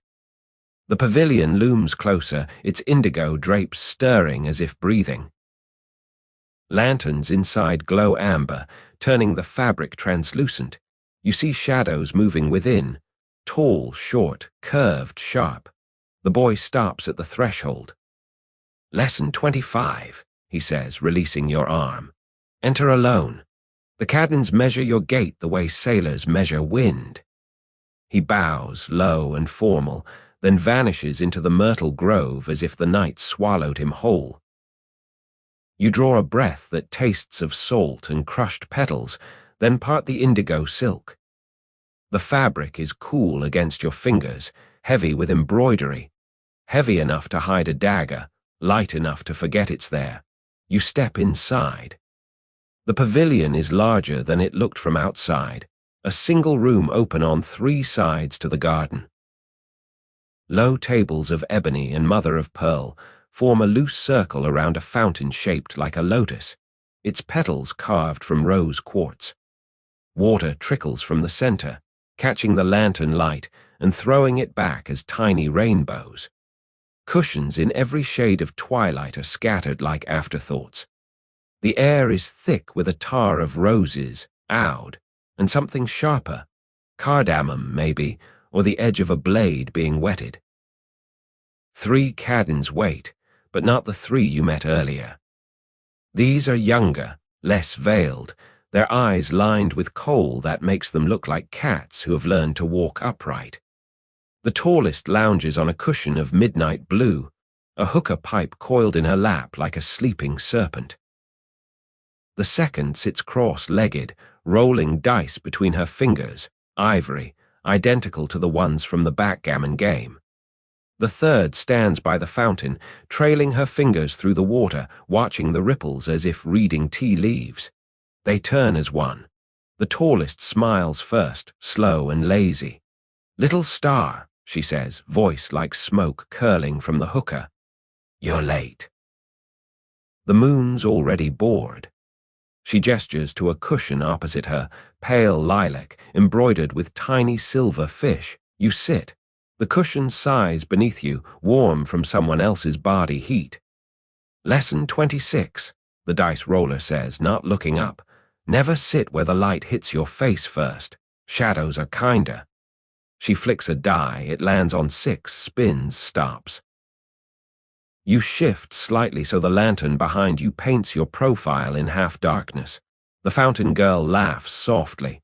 "Good, you listen." The tallest inhales from the hookah, exhales a perfect ring of apple-scented smoke. It drifts toward you, expands, breaks against your cheek like a cool kiss. "We measure gait," she says, "but also breath. Yours is steady." That's rare. She offers the pipe. You hesitate. The dice roller snorts. Lesson 27, refuse the pipe and you insult the house. Accept and you inhale whatever they've laced the tobacco with. Choose. You take the pipe. The mouthpiece is warm, carved from amber. You draw a shallow breath. Apple, yes, but underneath something greener, like crushed mint and something metallic. You exhale slowly, letting the smoke curl from your lips like a secret you're not ready to tell. The tallest nods, satisfied. Lesson 28, control the exhale. They'll read your lungs like a map. The fountain girl lifts her hand from the water, flickers her fingers so droplets catch the light and fall like tiny stars. "Your robe," she says, eyes on the sapphire over robe. "Nurbanu's colors, bold choice for a beginner." She steps closer, circles you once. Her scent is jasmine and wet stone. But the sash, Hurrem's crimson, mixed signals, dangerous. She stops behind you, leans in. Her breath is warm against your ear. Lesson 29, never wear two caddens at once. The fabric remembers. You feel the weight of the sash suddenly, the scorpions scuttling against your waist. The dice roller tosses another die, 4 this time. "Your slippers," she says. Crimson on crimson. Someone's trying to paint you as Hurrem's entirely. Sloppy. She catches the die mid-air, pockets it. Lesson 30, details are votes. Count them. The tallest claps once. Servants appear from the shadows. Silent, efficient, carrying trays, tiny cups of Turkish coffee thick as mud, plates of lokum dusted with powdered sugar, a single crystal bowl of sherbet the color of moonlight. They set the trays within reach of the caddens, but not you. The fountain girl lifts the sherbet, swirls it so the surface catches the lantern light and fractures it into shards. Lesson 31, she says. Never drink what you can't see through, but never refuse what's offered by hand. She offers the bowl. You take it. The sherbet is cold, almost icy, smelling of lemon and something herbal, mint maybe, or the memory of a garden you've never visited. You bring it to your lips, let a single drop touch your tongue. It's clean, sharp, then a slow warmth spreads. Not poison, but not innocence either. You lower the bowl untouched. The tallest smiles like a cat who's caught the cream and decided to share. Lesson 32, the dice roller says, producing a small lacquered box. She opens it, 3 sugar cubes, each stamped with a different cadden's seal. Hurrem's tulip, Nurbanu's wave, Kursum's crescent. Choose, she says. The cube you take is the cadden you serve tonight. The others will remember. Your fingers hover. The fountain girl watches the sherbet bowl in your lap. The tallest exhales another smoke ring, larger this time, drifting toward the ceiling like a lazy ghost. You choose the crescent, Kursum's seal. The dice roller's smile is sharp. Bold, she says, or foolish, we'll see. She closes the box, tucks it away. The servants clear the trays as silently as they arrived. The fountain girl returns to the water, trailing her fingers again. The ripples catch the lantern light and throw it back as tiny fish. The tallest rises, hookah pipe abandoned. Lesson 33, she says, offering her hand. The seraglio never sleeps. It only pretends. You take her hand, her grip is cool, strong. She pulls you to your feet. The pavilion drapes part, revealing a path of crushed marble that glows faintly under the moon. Walk with me, she says. The caddens are measuring your shadow now. You step onto the path. The marble is cool beneath your slippers, the scorpions scuttling silently. Behind you, the pavilion dims, the lanterns swaying like sleepy fireflies. Ahead, the garden breathes, waiting for your next step in a dance where every footprint is a vote and every shadow has a price. The crushed marble path gives way to a circle of black basalt tiles, each one polished until it mirrors the moon like a dark coin dropped in still water. Lanterns hang lower here, their glow warm and honey-thick, turning the night into a private room with no walls. The tallest, cadden releases your hand and melts into the shadows with the others, leaving you alone at the edge of the circle. A single ebony table waits in the center, no higher than your knees, its surface inlaid with ivory dice that seem to float just beneath the lacquer. 6 cushions ring it, 5 occupied, 1 empty. The empty one is yours. You step forward. The basalt is cool, almost cold, a shock after the garden's warmth. Your crimson slippers hesitate at the edge, then cross. The cadins watch without watching, eyes lowered, fans flicking, but you feel the weight of their attention like a velvet cloak dropped on your shoulders. Hurrem sits to the north, veil the color of fresh blood, a ruby the size of a quail's egg glowing at her throat. Nurbanu to the east, robes of deep indigo, fingers drumming a silent rhythm on a jade cup. Kursum to the south, crescent moon earrings catching stray lantern light and throwing it back as tiny scythes. Two younger cadins fill the west and northwest, names you haven't learned, faces you'll remember in nightmares. A low drum begins somewhere beyond the circle, slow, steady, like a heart that's decided to take its time. The cadins shift, silk whispering. From the shadows, a eunuch in cloth of gold approaches carrying a lacquered tray. On it, a single silver cup, a pair of ivory dice, and a tiny crystal bowl filled with rosewater so dark it looks black. He sets the tray on the table with the reverence of a priest placing relics on an altar. The drum stops. Silence pools, thick enough to drown in. Lesson 34, Hurrem says, voice soft as a knife sliding from its sheath. The dice decide who pours. The cup decides who drinks. The rosewater decides who lives. She lifts the dice, rolls them between her palms like warming bread dough. The ivory clicks softly, a sound intimate enough to make your skin prickle. 6 players, 1 cup. One night. Nurbanu leans forward. Lesson 35, never trust the roll. The dice are honest. The hands are not. She plucks a die from Hurrem's palm, examines it, then returns it with a smile that doesn't reach her eyes. Kursum says nothing, but her earrings sway as if stirred by a breeze only she feels. The eunuch in gold lifts the silver cup. It's larger than the sherbet cups you've seen, goblet-sized, stem thin as a bird's leg, bowl wide enough to bathe a cat. He fills it from a decanter that appears from nowhere, liquid the color of molten rubies, thick, catching the lantern light and holding it like a secret.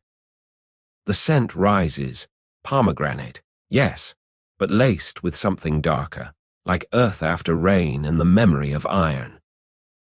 He sets the cup in the center of the table. The rosewater bowl follows, placed beside it like a tiny, innocent witness. Lesson 36, Kursum murmurs, finally speaking. The rosewater is for the lips of the loser. It hides the taste of what comes after. She dips 2 fingers, flicks a drop into the air.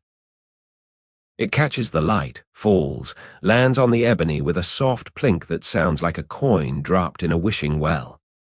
The drum resumes. 1 beat every 3 heartbeats.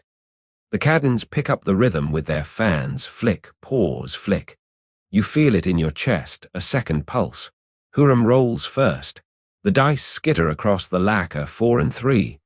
She smiles, satisfied.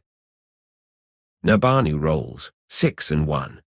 Her smile is smaller, sharper. Kursum rolls double 6. The table seems to hold its breath. The younger cadins roll lower, 5, 4. All eyes turn to you. You lift the dice.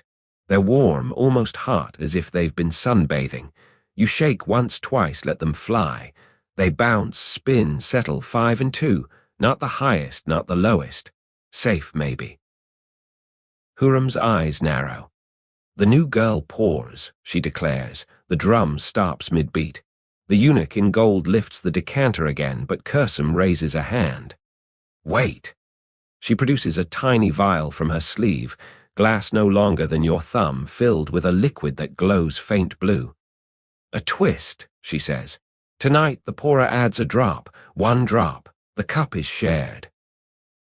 She offers the vial to you, your fingers close around it. The glass is cold, almost icy.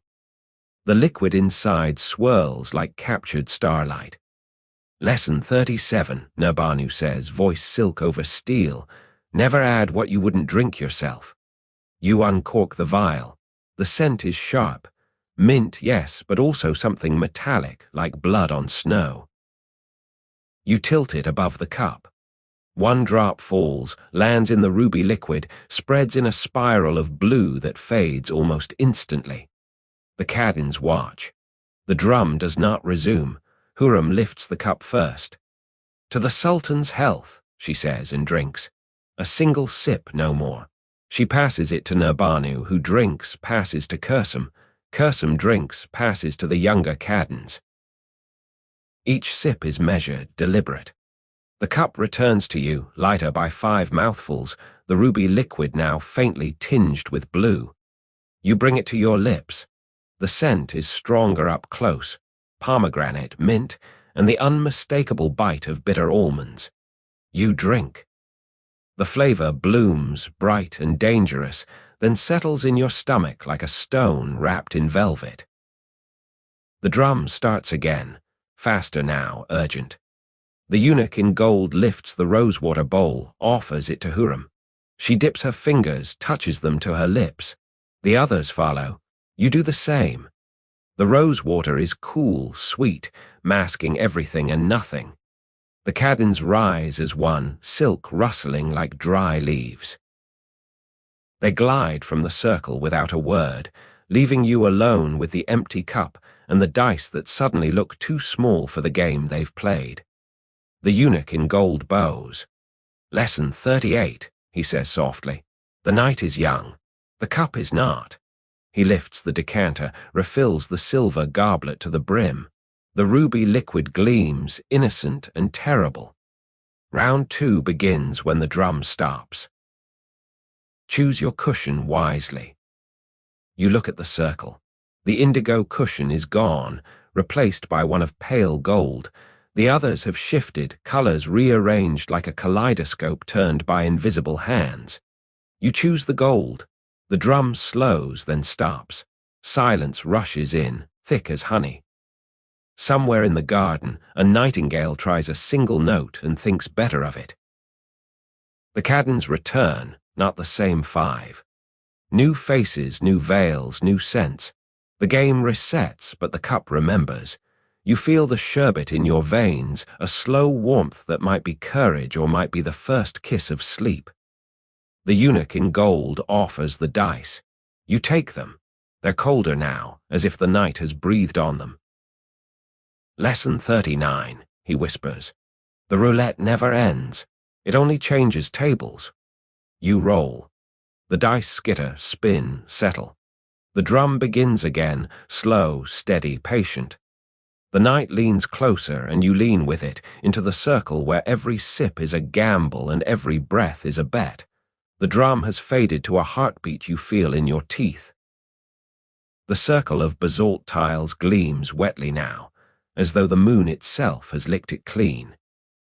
The new Cadins settle into their cushions with the hush of silk folding into itself. Lanterns sway overhead, casting gold coins of light that slide across faces and vanish. You sit on the pale gold cushion, the silver goblet refilled and waiting at the table's heart like a ruby eye that never blinks. The dice rest beside it, ivory warmed by your palm. The Cadin directly across from you lifts her veil, just enough to reveal a mouth painted the color of crushed cherries. Emerald eyes, bright as new leaves after rain, lock onto yours. "Hurrem," she says, the name a soft lash, "and you are tonight's curiosity."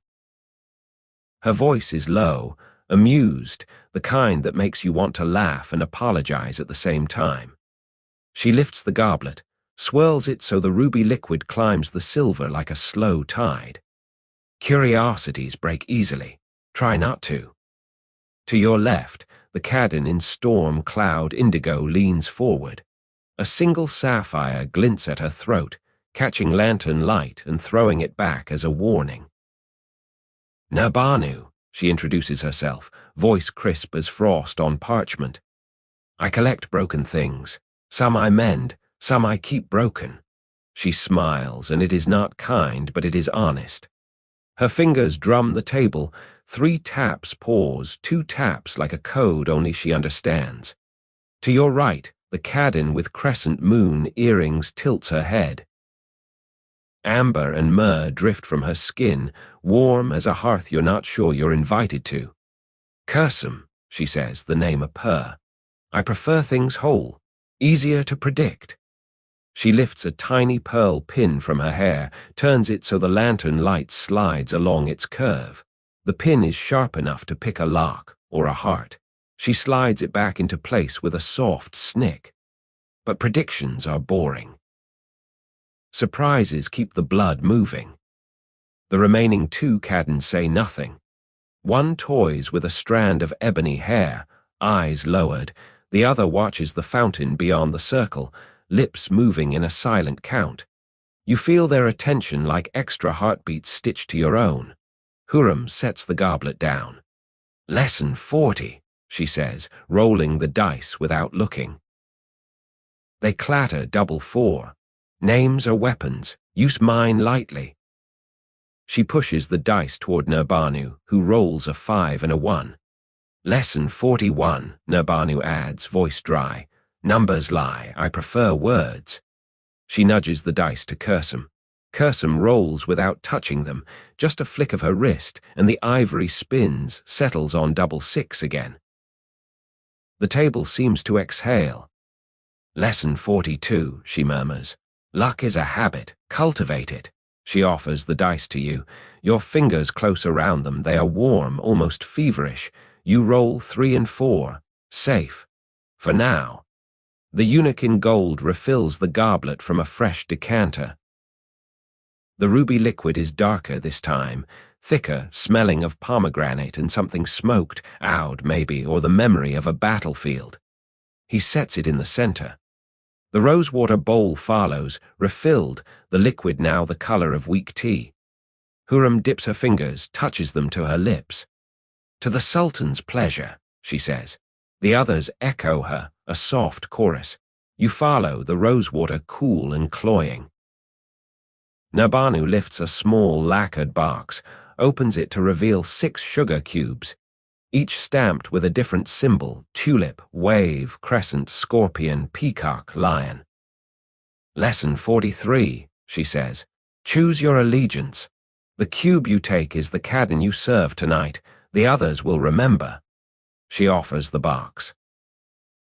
The cubes glisten with syrup, innocent and terrible. You hesitate. Huram's emerald eyes gleam.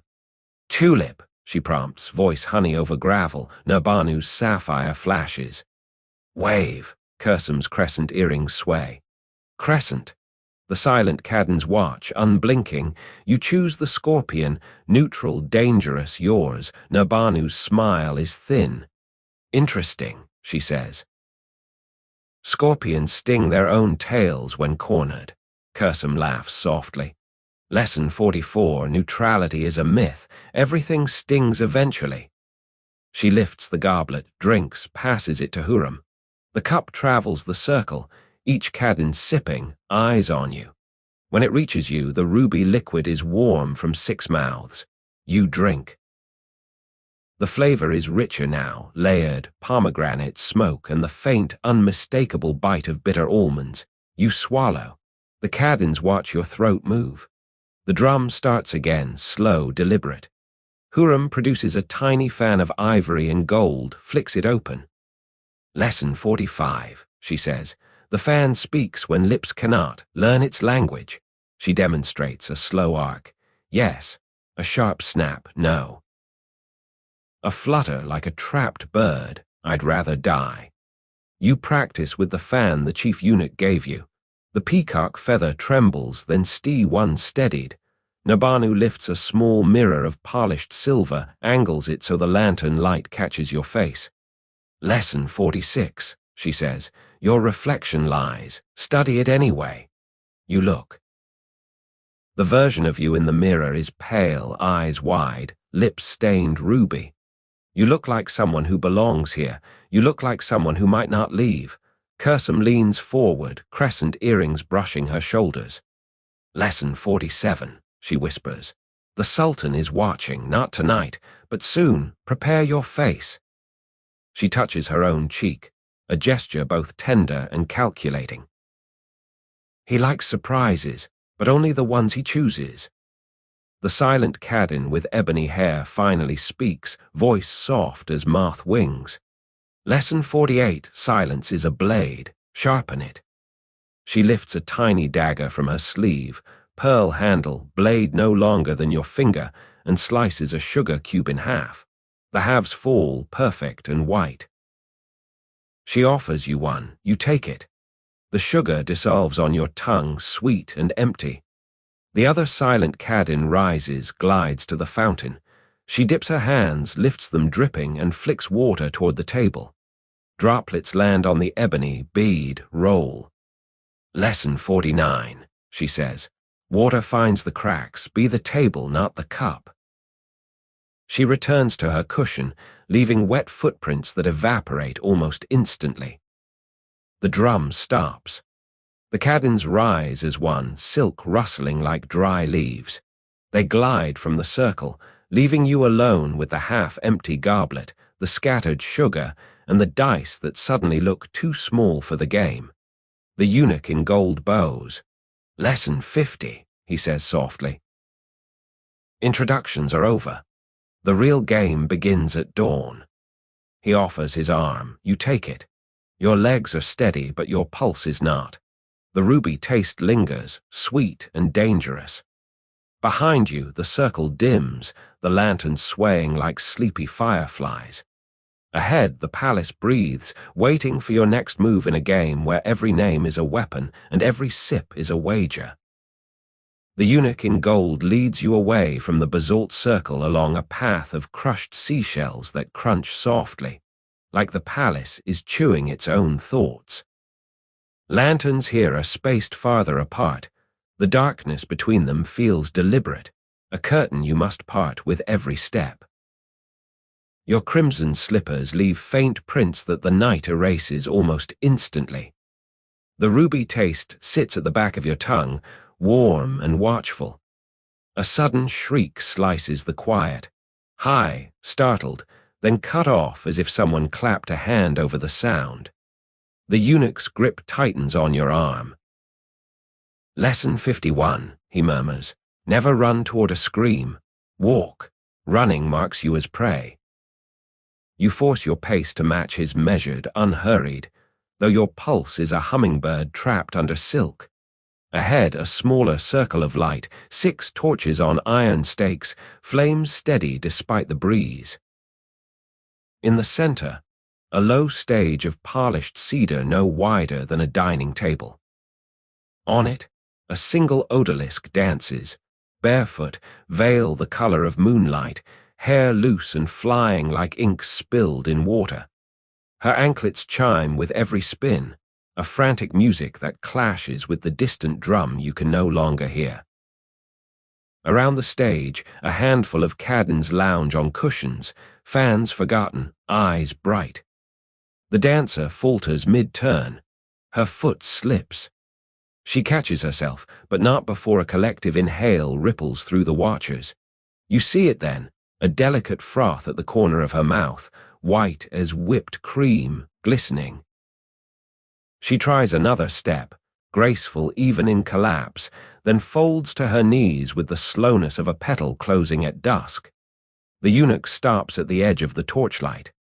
Lesson 52, he says, voice flat. Sherbet is faster than steel. Cleaner, too. He nods toward a crystal cup overturned on the stage, its contents a pale green puddle spreading like a bruise across the cedar. The scent reaches you, melon, mint, and the unmistakable bite of something gone terribly wrong. A cadin rises, tall, robes the color of dried violets, a single amethyst at her throat. She steps onto the stage, kneels beside the fallen dancer. Poor Layla, she says almost tenderly. She always did love the green. She lifts the girl's wrist, feels for a pulse, then lets the hand fall with a soft thud. The anklets give one last, mournful chime. Another cadin, younger, eyes wide with something between horror and hunger, picks up the overturned cup, sniffs. Nightshade, she announces, voice trembling with excitement. Refined, elegant, someone spent a fortune. She looks around the circle, daring anyone to claim credit. No one does. The torches flicker, shadows leap like startled cats. The eunuch pulls you back a step. Lesson 53, he whispers. Never touch the evidence. Fingers remember. The violet-robed cadin produces a square of silk, wipes the puddle with delicate swipes, then folds the silk into a neat packet and tucks it into her sleeve. Evidence or trophy, you're not sure which. Two eunuchs appear from the darkness, carrying a litter draped in black velvet. They lift Layla with the gentleness of men handling porcelain. Her hair spills over the edge, brushing the seashells. One eunuch pauses, plucks a jasmine blossom from her hair, and tucks it behind his ear. A small, defiant act of beauty. The litter bearers vanish into the night as silently as they arrived. The violet-robed cadin claps once. Musicians materialize. Lute, drum, a reed flute that sounds like morning. The melody is slow, minor, the kind that makes your ribs ache. The remaining cadins resume their cushions, fans flicking again, but the rhythm is off, too fast, too brittle. The younger one with the nightshade diagnosis lifts a fresh cup, amber this time, and sips with deliberate calm. To Layla, she says, may her next dance be in paradise. The others echo her, voices overlapping like waves. The eunuch steers you past the stage. Up close, you see the cedar is stained darker where the sherbet spilled, a permanent shadow shaped like a teardrop. Lesson 54, he says. Wood remembers, so do people. He nods toward the cadins. Someone taught Layla the wrong cup. Someone else will teach the teacher. A new dancer appears. Same moonlight veil, but her movements are tighter, cautious. She avoids the stained spot as if it might bite. The musicians shift to a brighter tune, but it feels forced, like laughter at a funeral. The violet-robed cadin watches the new girl with the intensity of a hawk measuring wind currents. You feel eyes on you.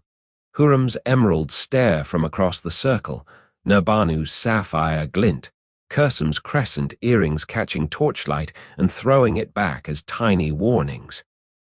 They are measuring your reaction the way jewelers measure flaws.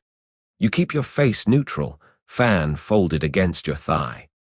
The eunuch notices. Lesson 55, he approves. Grief is a luxury. Save it for when no one's watching. The path curves away from the torches, seashells giving way to cool marble. The music fades behind you, replaced by the soft splash of a fountain you can't see. The eunuch stops beneath an archway draped with ivy so dark it looks black until moonlight touches it and turns it silver. Lesson 56, he says. Death is a door. Some walk through. Some are carried. Tonight you walk. He gestures through the arch. Beyond lies a courtyard lit by a single brazier, its coals glowing like a dragon's heart. A low table waits, set with a fresh crystal cup. Pale pink sherbet, innocent as dawn. A silver spoon rests beside it, handle carved into a tiny nightingale. The eunuch bows. The prelude is over. The orchestra tunes. Choose your seat carefully. You step through alone. The ivy brushes your cheek, cool and damp. The brazier crackles, throwing sparks that die before they reach the ground. You sit. The cushion is warm. Someone was here moments ago. The sherbet smells of rose and something sharper, cardamom maybe, or anticipation. You lift the spoon. The nightingale's wings tremble, as if ready to fly. Behind you, the archway darkens. The eunuch is gone. Ahead, the courtyard breathes, waiting for your next sip in a symphony where every note might be the last. The brazier settles into a steady heartbeat of ember red, throwing just enough light to gild the edges of the courtyard. The air here is cooler, scented with wet stone and the faint iron tang that lingers after every death in the palace. Like the walls themselves are bleeding perfume. Your cushion still holds the ghost warmth of whoever sat here before Layla's collapse. You shift, and the silk sighs as if relieved to be rid of the memory. A lattice screen of carved sandalwood stands opposite you, its filigree so fine it looks like frozen lace. Behind it, shadows move, 2 figures, maybe 3, silhouettes tall and narrow, fans flicking in slow, deliberate arcs.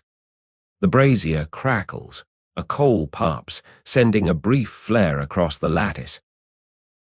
For an instant you glimpse a hand, long fingers, heavy rings, a bracelet of tiny gold bangles that chime like distant rain.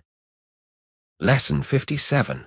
A voice drifts through the screen, low and amused, the sound of velvet dragged over a blade. Negotiations begin when the body is still warm. Cold corpses don't bargain.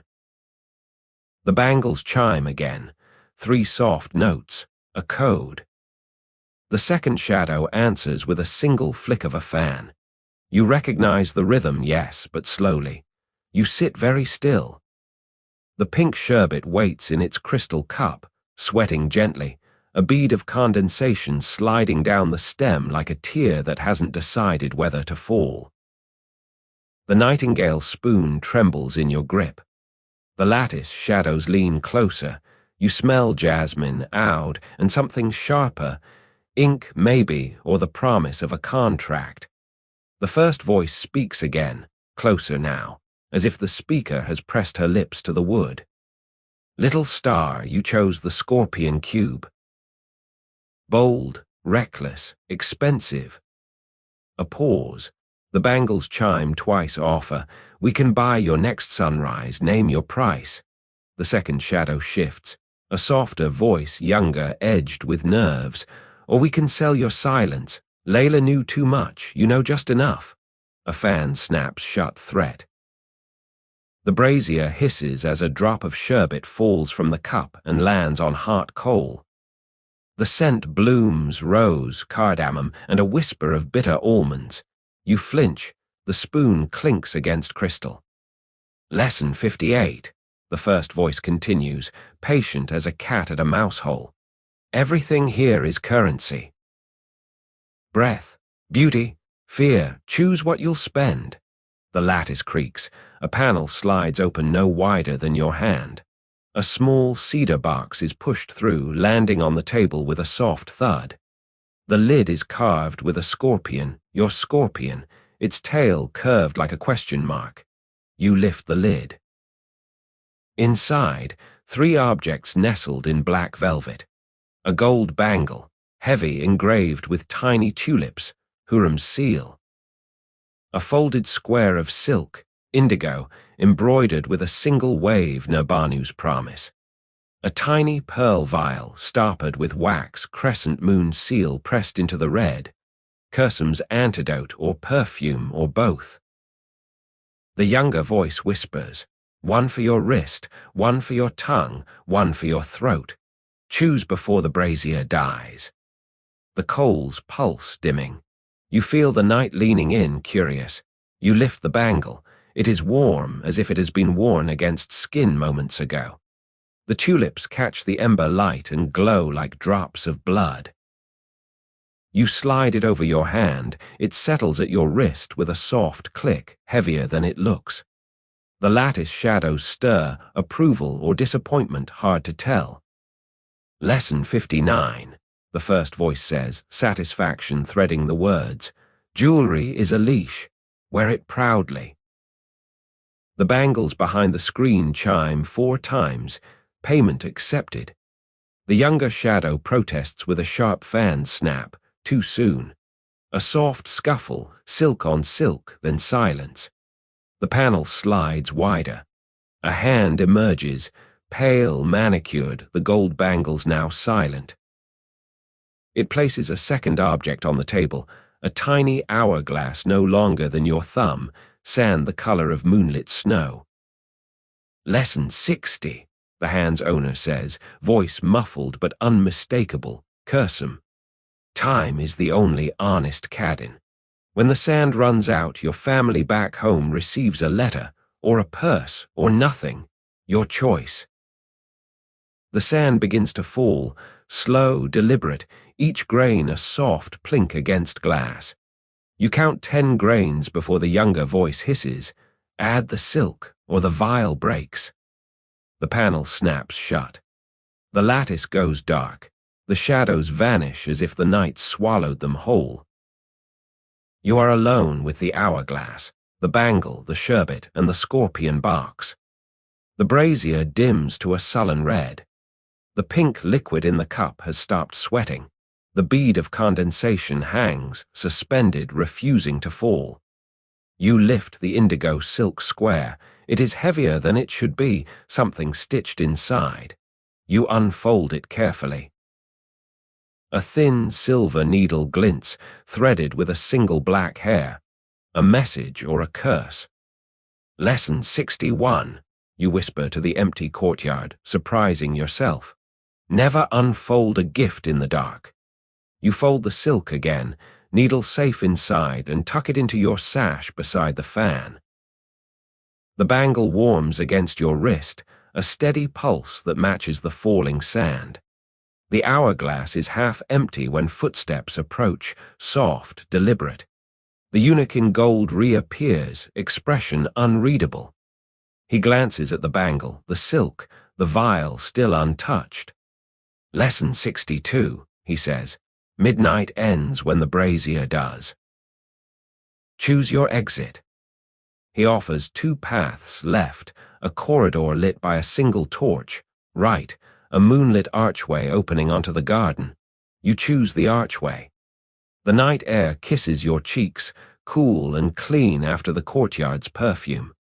Behind you, the brazier hisses its last, plunging the space into darkness. The hourglass sand keeps falling. You hear it even as you walk away, a faint, relentless whisper counting down to a dawn you may or may not see. The garden path curves between cypress trees, their shadows long and thin as accusations.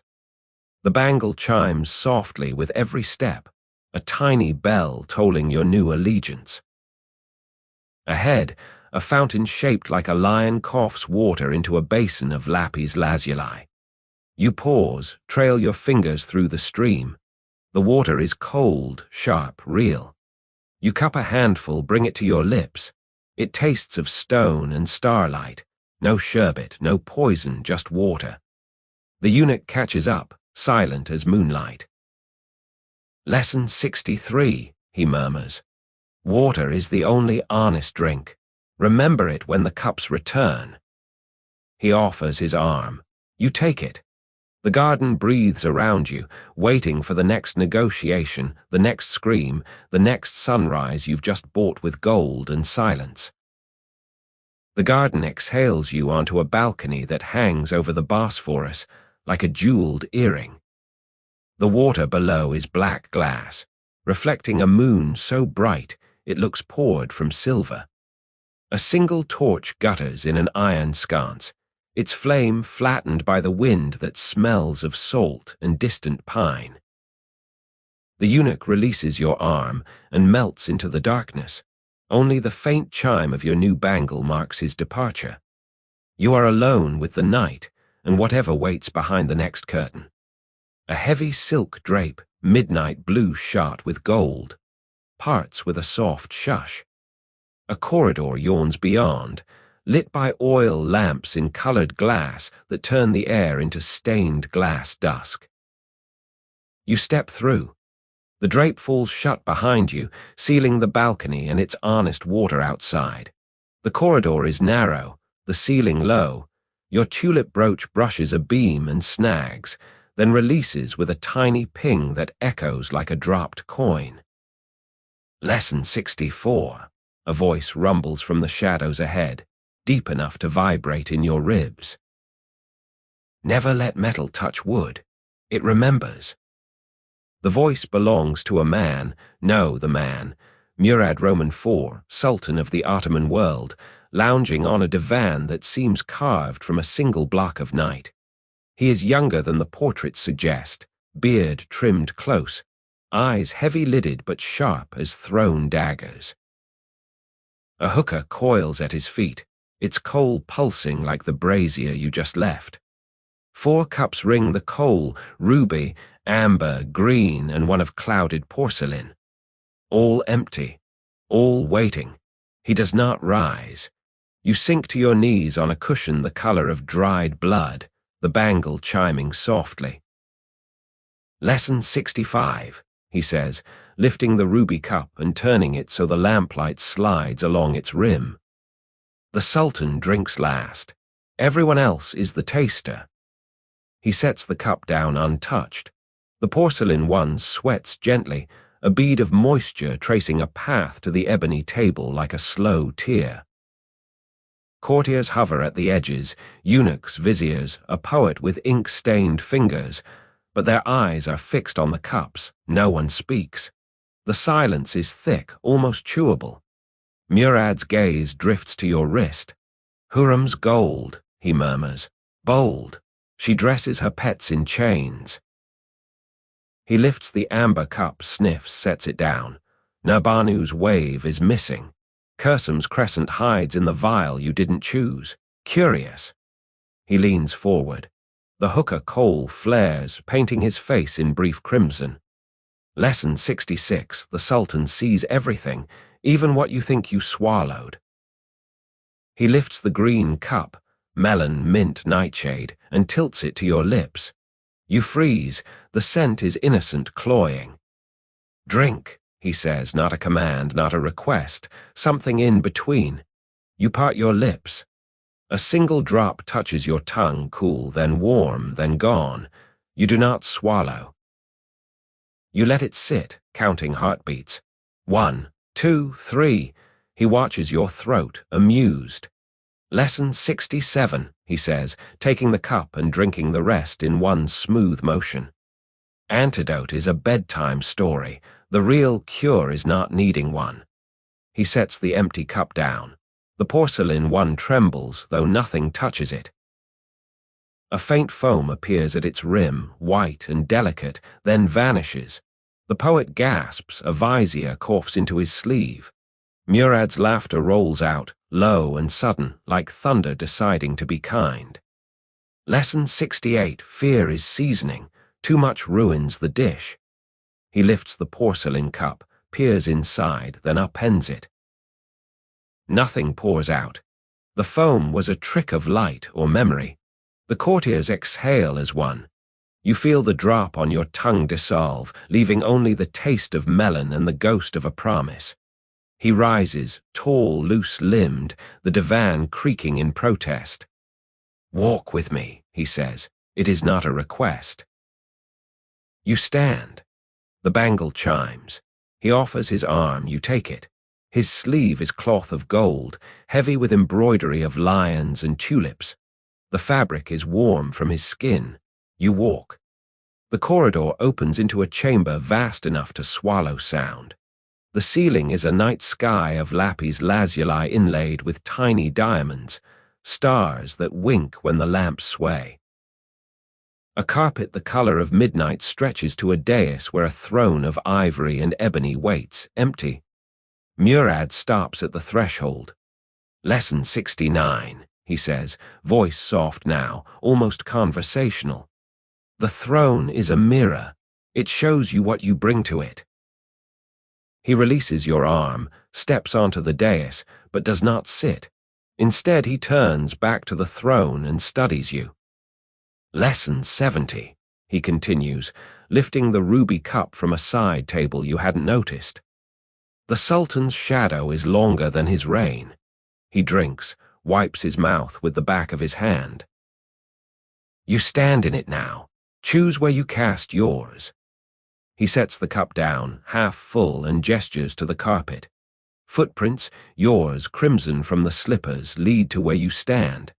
They stop abruptly as if the carpet swallowed the rest. A side door opens. A boy enters carrying a tray, a single glass of water, clear as truth. He offers it to Murad, who drinks, then offers it to you. The water is cold, clean, you drink. It tastes of stone and starlight. No sherbet, no poison, just water. Murad watches your throat move. Lesson 71, he says. Water is the only honest drink. Everything else is negotiation. He steps down from the dais, closer now, close enough that you smell apple tobacco and the faint iron of power. Lesson 72, he whispers. The harem thinks it plays the game. The sultan is the board. He lifts your wrist, turns the bangle so the tulips catch the diamond starlight. Hurrem will ask what I said. Tell her I laughed. She'll believe that. He releases you. The bangle feels heavier, suddenly cold. The courtiers have vanished. The chamber is empty save for you, the sultan, and the throne that watches like a patient cat. Murad returns to the divan, sinks into it with a sigh that sounds almost human.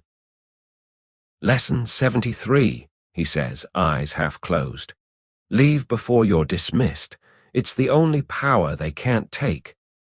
He waves a lazy hand.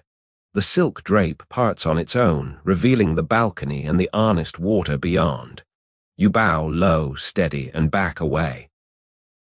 The bangle chimes with every step. At the threshold, you pause. Murad's voice drifts after you, soft as smoke. Lesson 74, the shadow follows. Choose where it falls. You step onto the balcony. The drape falls shut. The moon is lower now, the Bosphorus a black mirror. Your footprints on the carpet are gone, but the bangle remembers. The eunuch in gold waits in the shadows, expression unreadable. He offers his arm. You take it. The night air kisses your cheeks, cool and clean. Behind you, the sultan's laughter echoes once, low, rolling, final, then fades into the hush of water and stars. The eunuch in gold guides you down a staircase so narrow your shoulders brush both walls. The air turns cool and damp, smelling of earth and old stone, as though the palace has slipped its silk skin and shown you its bones. Your crimson slippers find each step by feel. The bangle at your wrist chimes softly, a tiny bell marking your descent. The torch he carries throws a cone of light that ends 3 steps ahead, leaving the rest to imagination and echo.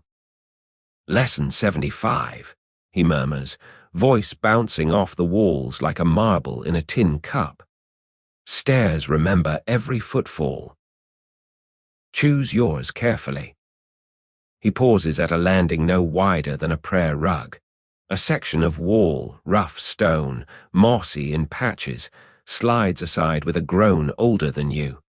Beyond lies a passage lit by nothing but the memory of light. You step through. The wall seals behind you with a sigh that sounds almost relieved. The passage is a tunnel of shadows and surprises. The floor is uneven flagstone, slick with condensation, your slippers skid, and the eunuch's hand steadies you. Lesson 76, he says.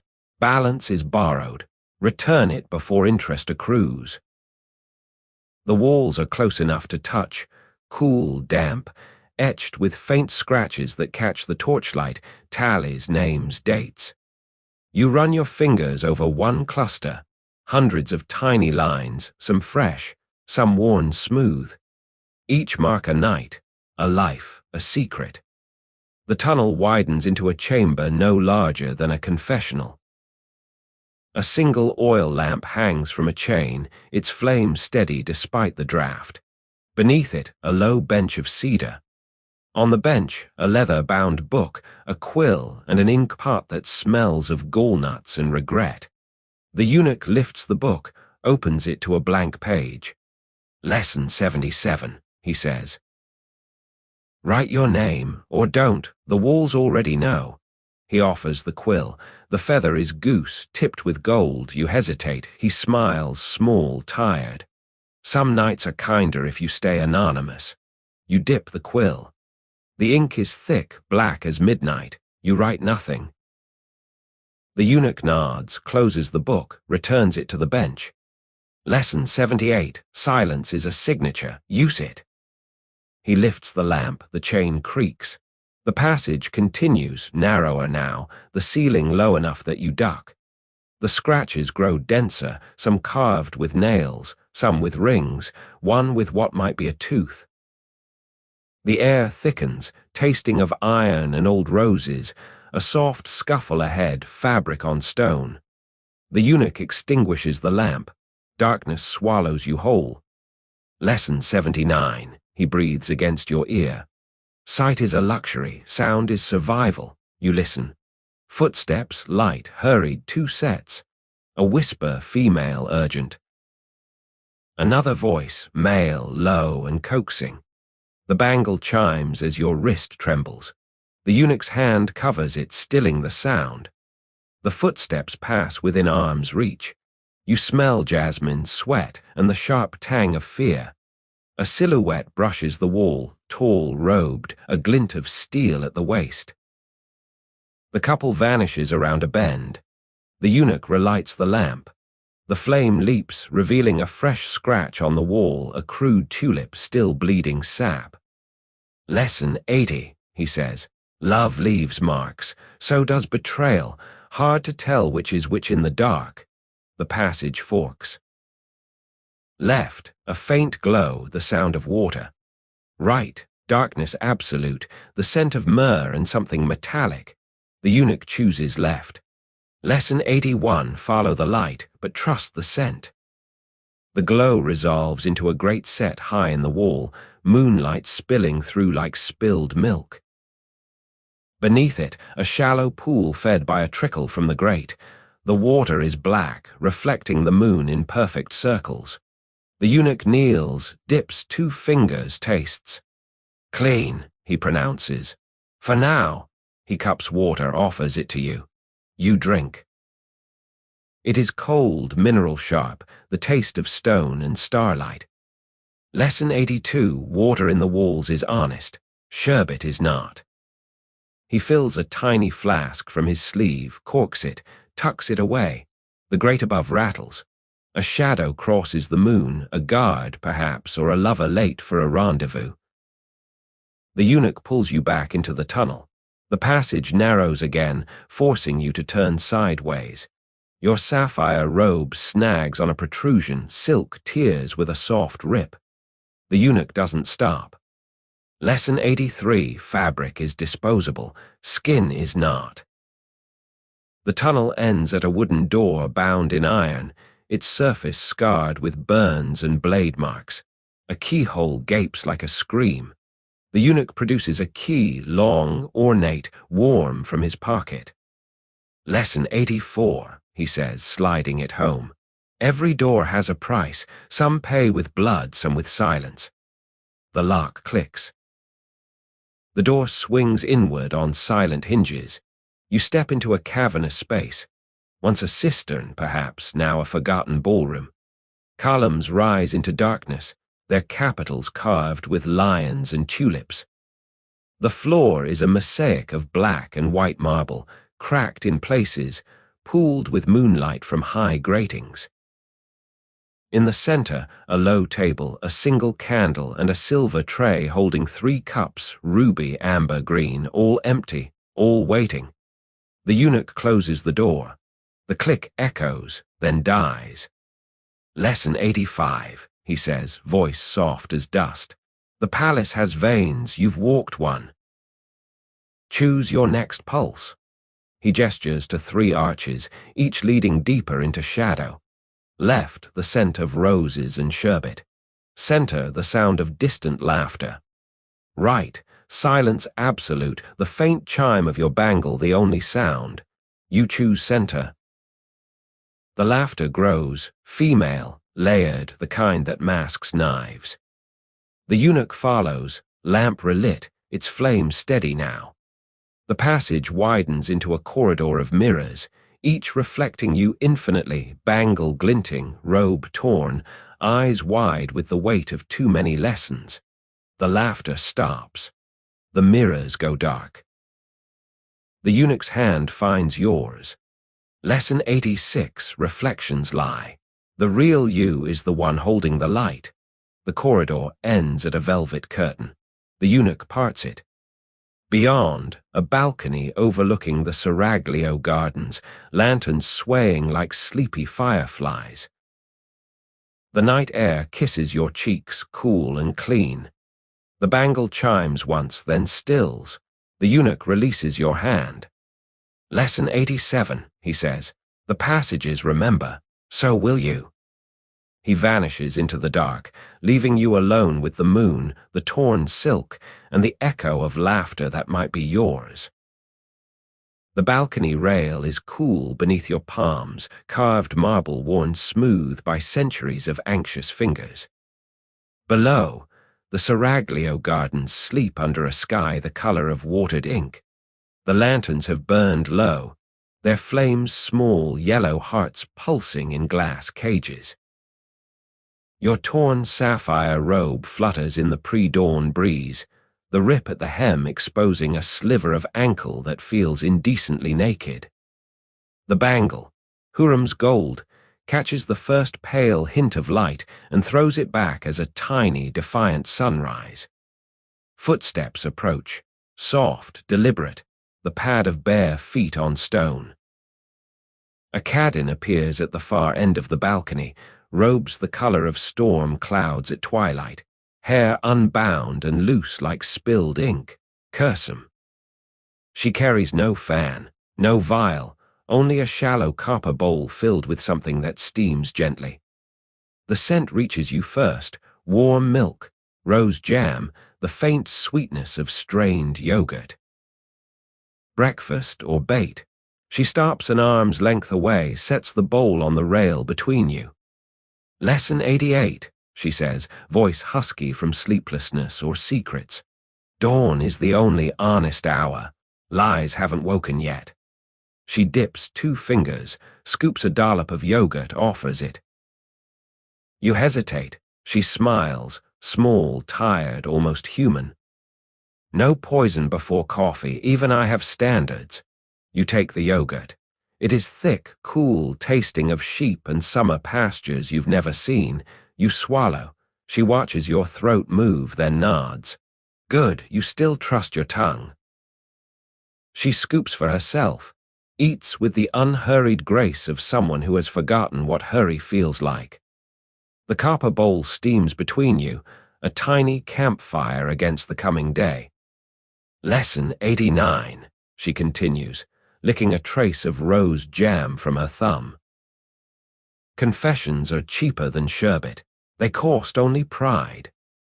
She leans her hip against the rail, hair catching the breeze and lifting like dark wings. I started as a kitchen girl, stole bread, learned letters on flour sacks, poisoned my first rival with burnt sugar. Too much she lived, but her teeth went black. I was 12. She laughs softly, the sound of dry leaves remembering rain. Hurrem would say I still over season. The sky pales to pearl. A muezzin's voice rises from a distant minaret, low, resonant, calling the faithful to prayer. The sound rolls over the gardens, over the palace, over the 2 of you sharing yogurt like old friends who have forgotten why they're enemies. Cursem's eyes close for the length of one breath. Lesson 90, she murmurs. Prayer is a pause. Use it. You listen. The call ends. Silence rushes back in, softer now. Cursum opens her eyes. Nurbanu wants the Sultan's left ear. Hurrem wants both. I want the pause between heartbeats when he's neither listening nor speaking. That's where power lives. She scoops the last of the jam, offers it. You take it. The rose is intense, almost too sweet, then a faint grit, ground pearls maybe, or just sugar. You swallow anyway. Lesson 91, she says, setting the empty bowl aside. I've forgotten which plots are mine. The palace keeps better score than I do. She lifts her hair, twists it into a loose knot, secures it with the pearl pin you've seen glint like a tiny dagger. Last week I ordered nightshade for a rival. Found it in my own cup the next morning. Drank it anyway, tasted like regret and melon. I lived. Someone cried. She shrugs, the gesture small, almost shy. The first bird tries a tentative note from a cypress below. The sky shifts to rose gold. Cursum turns to you fully, the breeze pressing her robes against her legs. Lesson 92, survival is a habit. I'm addicted. She reaches out, touches the torn hem of your robe. Silk mends, skin doesn't. Choose your tears. Her fingers linger, then withdraw. A bell rings somewhere deep in the palace. 3 clear notes, the signal for the harem to stir. Cursum straightens. Lesson 93, she says, voice crisp again.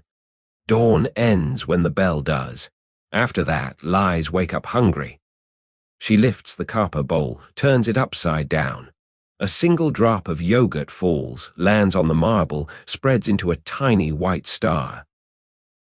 Your family's letter goes out at noon. Gold, silence, or nothing, you still have 3 hours. She starts to leave, then pauses. Lesson 94, the scorpion cube was clever, but scorpions sting themselves when cornered. Remember who holds the corner. She glides away, robes whispering, hair already loosening from its knot. The balcony feels larger without her, colder. You lean over the rail. The gardens are waking. A gardener sweeps fallen jasmine into neat piles. A peacock screams once and thinks better of it. Water trickles in a fountain shaped like a lion. The muezzin's call has ended, but the silence feels different now, charged like the pause before a storm. The copper bowl sits empty, a faint rose scent clinging to its curves. You lift it, turn it over. On the bottom, etched shallowly, a tiny crescent moon. You trace it with one finger. The bangle chimes softly, Hurrem's gold answering Cursum's silver. The sky is fully light now, the color of watered tea. Footsteps again, lighter, hurried. The eunuch in gold appears, carrying a folded square of indigo silk. He offers it without a word. You unfold it, the silver needle and black hair from the midnight negotiation, now tied into a neat knot. A note in elegant script, corner or sting, your move. No signature, but the ink smells faintly of rose jam. Lesson 95, the eunuch says, voice soft as the morning. Dawn confessions are binding, lies wake up hungry, but truth starves slowly. He gestures to the gardens below. The cadins are stirring. Choose your next table. 3 paths present themselves, left, toward the kitchens where bread bakes and knives sharpen. Center, toward the hammam where steam hides whispers. Right, toward the sultan's shadow where the throne waits, empty and patient. You choose center. The eunuch falls in beside you, silent now. The bangle warms against your wrist. The torn silk flutters like a flag of surrender or challenge. The palace wakes around you, hungry and honest in its own way. The yogurt settles in your stomach, sweet and strange, a small truth in a morning full of questions. The hammam's steam is only a memory now, replaced by the crisp bite of morning air laced with wet earth and crushed mint.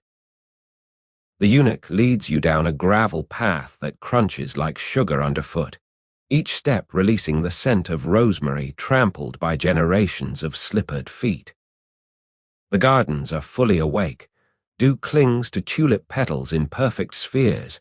A peacock fans its tail and screams at the sun, and somewhere a fountain coughs once before settling into its steady song. A low wall of clipped boxwood parts to reveal a clearing no larger than a prayer rug.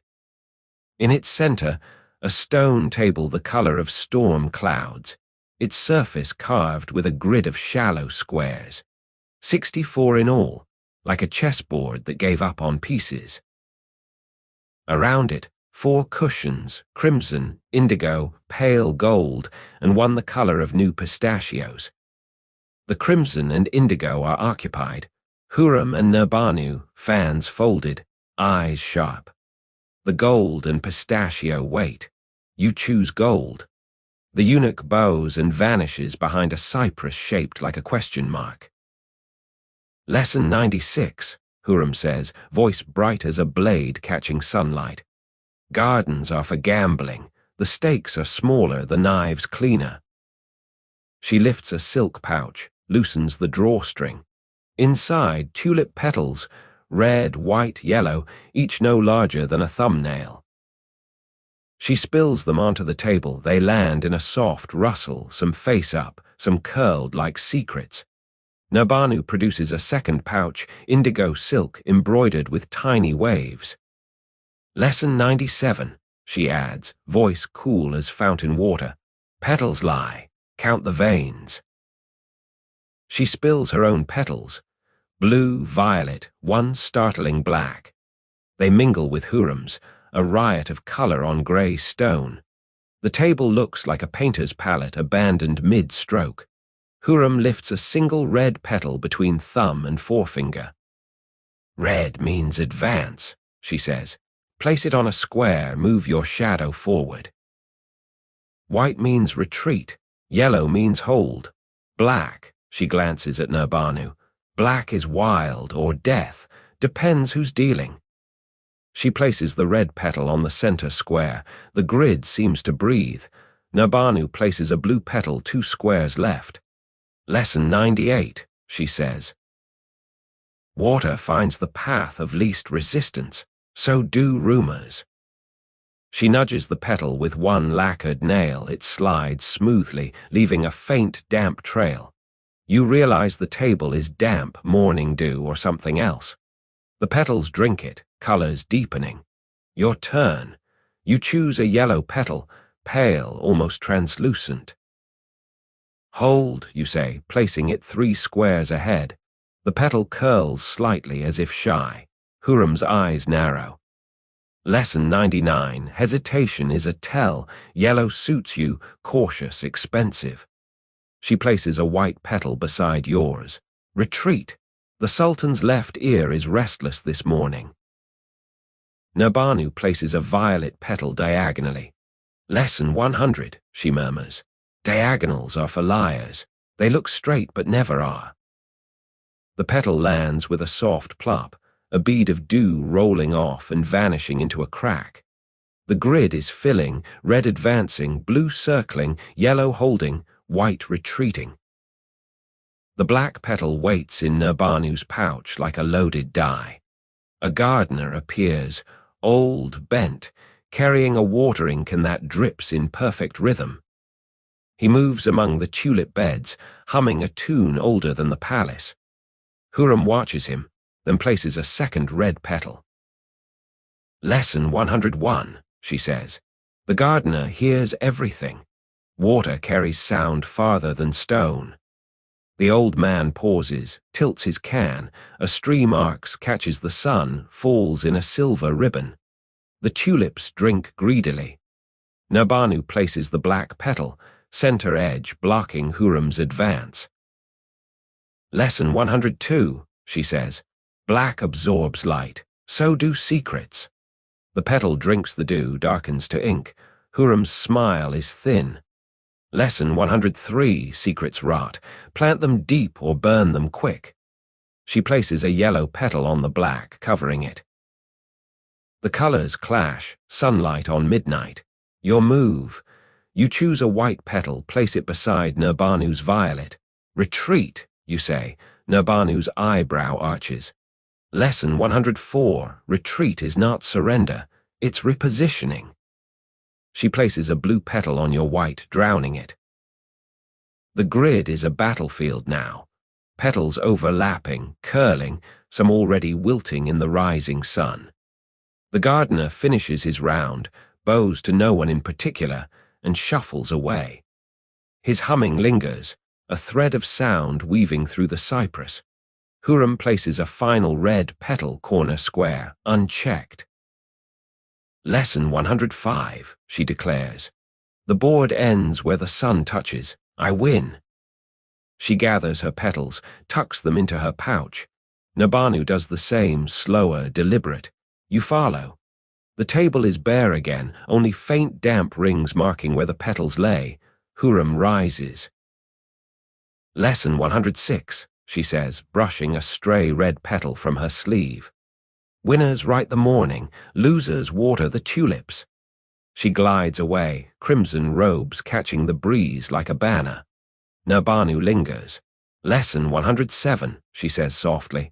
The gardener is deaf, but the tulips aren't. She places the black petal in your palm.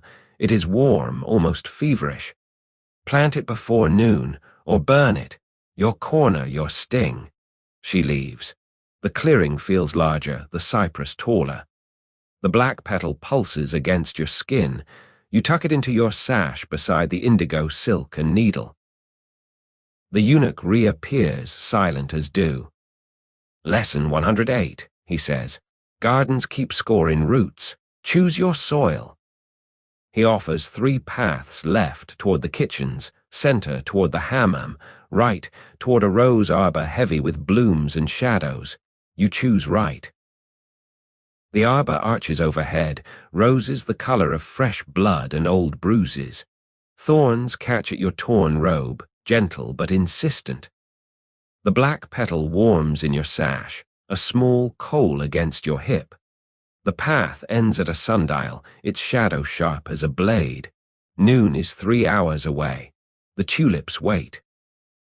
The rose arbor exhales you into a cloister so narrow the sky is only a blue ribbon overhead. The air is thick with pollen, and the faint iron scent of clipped hedges. Every breath feels like inhaling a secret garden. Your crimson slippers find a path of crushed brick that glows warm from the climbing sun. The black petal in your sash pulses once, like a second heart remembering its rhythm. A shadow detaches itself from the wall ahead. The chief eunuch, robes the color of wet ash, beard oiled to a lethal point. He carries no tray, no fan, only a tiny vial no longer than your little finger, its glass the pale green of new pistachios. He stops an arm's length away, eyes flicking to the torn hem of your robe, the bangle, the faint rose jam stain on your thumb from dawn. Lesson 109, he says, voice low enough to rustle the leaves without waking the roses. Alliances are measured in heartbeats. Some last a sip, some a lifetime. Choose the length. He uncorks the vial. The scent is sharp. Mint, yes, but also something metallic like a coin held under the tongue. Antidote or perfume, flip a coin. He offers it. The glass is warm, almost feverish. You take the vial. The liquid inside swirls lazily, catching the ribbon of sky and throwing it back as tiny fish. Lesson 110, he continues, producing a copper coin from his sleeve. One side is stamped with a tulip, the other a scorpion. Heads you drink, tails you wear. The coin decides for you. He flicks it. The coin spins, sunlight flashing off its edges, then lands on the brick between you, scorpion up. He smiles, the expression weary as an old map. Lesson 111. Fate has a sense of humor. Dab it behind your ears. Let the cadens smell their own medicine. You tilt the vial. A single drop falls to your fingertip, cool, then warm. You touch it to the hollow beneath each ear. The scent blooms mint, metal, and something darker like earth turned after rain. The chief eunuch nods, satisfied. Lesson 112, he says, stepping closer. Eunuchs see everything. We carry trays, but we also carry memories. He lifts your torn hem, examines the rip with the detachment of a tailor. Silk mends, trust doesn't. I've seen Layla's cup, the nightshade, the black petal you hide. I've seen Kursum cry once over a cat, not a corpse. He releases the silk. Alliance offered. Take it or leave it before the sun clears the cloister. He produces a second object, a tiny key of blackened silver, its bow shaped like an upside-down crescent. Lesson 113. Every eunuch has a door. This one opens the pantry where the sugar is kept. and the ledger where the poisons are logged. One favor for another. He presses the key into your palm. It is cold, heavy, real. You close your fingers around it. The black petal shifts in your sash as if jealous. Lesson 114, you say, surprising yourself. The chief eunuch's eyebrow lifts a fraction. Speaking is the first risk, he approves. What do you offer? You lift the black petal, hold it to the light. It drinks the sun, darkens to ink. Plant or burn, your choice. His eyes flicker, interest, calculation, something like respect. Lesson 115, bargains are gardens. Some things grow better in shadow. He takes the petal, tucks it into his sleeve beside the vial's cork. Planted. At noon, the tulips will answer. A bell rings, 2 clear notes, the signal for the midday meal. The chief eunuch steps back. Lesson 116, hunger is honest. Feed it before it feeds on you. He gestures to 3 arches. Left, the scent of fresh bread and cumin. Center, the clink of silver and crystal. Right, silence and the faint chime of your bangle. You choose center. The arch opens into a covered walkway where tables are already set, low, round, draped in white linen that glows like moonlight at noon. Servants glide between them, carrying trays of pilaf, yogurt, tiny bowls of sherbet the color of sunrise. The cadins are absent.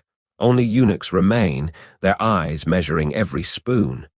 The chief eunuch falls in beside you. Lesson 117, he murmurs. The pantry door opens at the 3rd spoon. Count carefully. He leads you to a table where a single place is set, a copper plate, a silver spoon, a crystal cup of pale pink sherbet. You sit. The spoon is warm as if recently held. You count. 1, 2, 3. On the 3rd lift, the chief eunuch's hand brushes yours, passing a folded scrap of parchment. You tuck it into your sash beside the key. The sherbet is rose and lemon, clean, no bitterness. You drink. The chief eunuch watches, then leans close. Lesson 118, the ledger says tonight's cup is amber, bitter almonds, refined. The pantry holds charcoal and honey. One slows the heart, one masks the taste.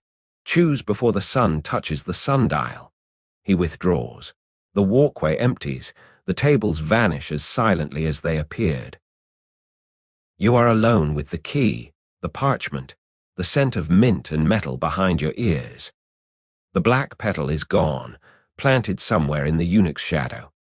The sun climbs, the cloister narrows, and noon waits like a held breath. The cloister's ribbon of sky has narrowed to a blade of gold when the chief eunuch reappears, robes now the color of fresh cream, beard tucked into a linen cloth that smells of starch and cumin. He carries no tray, only a single silver spoon, its handle carved into a tiny lion biting its own tail. Lesson 119, he says, voice soft as the hush before a storm. The final feast is served with 1 spoon. Share it or starve. He offers it. The metal is warm, almost feverish. You take the spoon. The lion's teeth glint. The eunuch gestures to an archway draped in white silk so fine it moves like breath. Beyond lies the grand court of the harem. Transformed, long tables of ebony and mother-of-pearl stretch beneath a canopy of white gauze that filters the noon sun into pearl. Hundreds of crystal cups line the tables. Ruby, amber, green, and pale pink, each sweating gently, each waiting. The cadins are already seated, Hurrem at the head in crimson, Nabanu to her right in indigo, Kursum to her left in storm cloud grey. Their eyes flick to you, then to the spoon, then away. You walk the aisle between tables. Servants, eunuchs in white, stand motionless, hands clasped, eyes lowered. The air is thick with rosewater, grilled lamb, and the faint metallic tang of anticipation. Your crimson slippers leave no sound on the marble. The bangle chimes once, then stills. The chief eunuch falls in behind you, a silent shadow. Huram lifts her cup, ruby, of course, and swirls it so the liquid climbs the crystal like a slow tide. Lesson 120, she says, voice bright as a blade catching sunlight. The final feast is a mirror. Every cup reflects the drinker. She sips, passes the cup to Nurbanu. Nurbanu drinks, passes to Kursum. Kursum drinks, then offers it to you. The ruby liquid is warm from 3 mouths, smelling of pomegranate and smoke. You take the cup. The spoon trembles in your other hand. Lesson 121, Kursum murmurs. 1 spoon, 1 sip, 1 truth. You dip the spoon, lift a single drop to your lips. The flavor blooms, bright, dangerous, then gone. You pass the cup to the cadin beside you, a younger one whose name you never learned. She drinks, passes it on. The cup travels the table, a slow ruby serpent. Nurbanu lifts a second cup, amber. Lesson 122, she says. Amber hides the bitter almonds. Silver blackens if it touches them. She tilts the cup. The liquid catches the gauze filtered light and glows like liquid sunlight. She offers it to the table. No one moves. The chief eunuch steps forward, dips the lion spoon, holds it to the light. The silver stays bright. Clean, he pronounces. The cadins exhale as one. The cup travels, sipped and passed, until it returns to Nurbanu empty. Kursum lifts a third cup, green. Lesson 123, she says. Green is for innocence, or nightshade. The difference is in the aftertaste. She drinks, passes it to Huram. Huram drinks, passes to you. The scent is melon and mint, clean, then a slow warmth spreads across your tongue. You hold it, count heartbeats. 1, 2, 3, then swallow. The warmth settles in your stomach like a small, patient cat. The feast begins in earnest. Servants glide forward with trays, pilaf studded with pine nuts, yogurt thick as cream, tiny kebabs glistening with pomegranate molasses. The cadins eat with the unhurried grace of people who know the food might be their last. You eat. The spoon is passed from hand to hand, each cadin using it once, then passing it on. The lion's teeth glint with every lift. Huram lifts a fourth cup, pale pink, innocent as dawn. Lesson 124, she says. Pink is for love or regret, sometimes both. She drinks, passes it to the table. The cup travels, sipped and passed until it reaches you. The flavor is rose and lemon, clean, no bitterness. You drink. The cadins watch your throat move. The chief eunuch leans close. Lesson 125, he whispers. The pantry ledger says the amber cup is poisoned.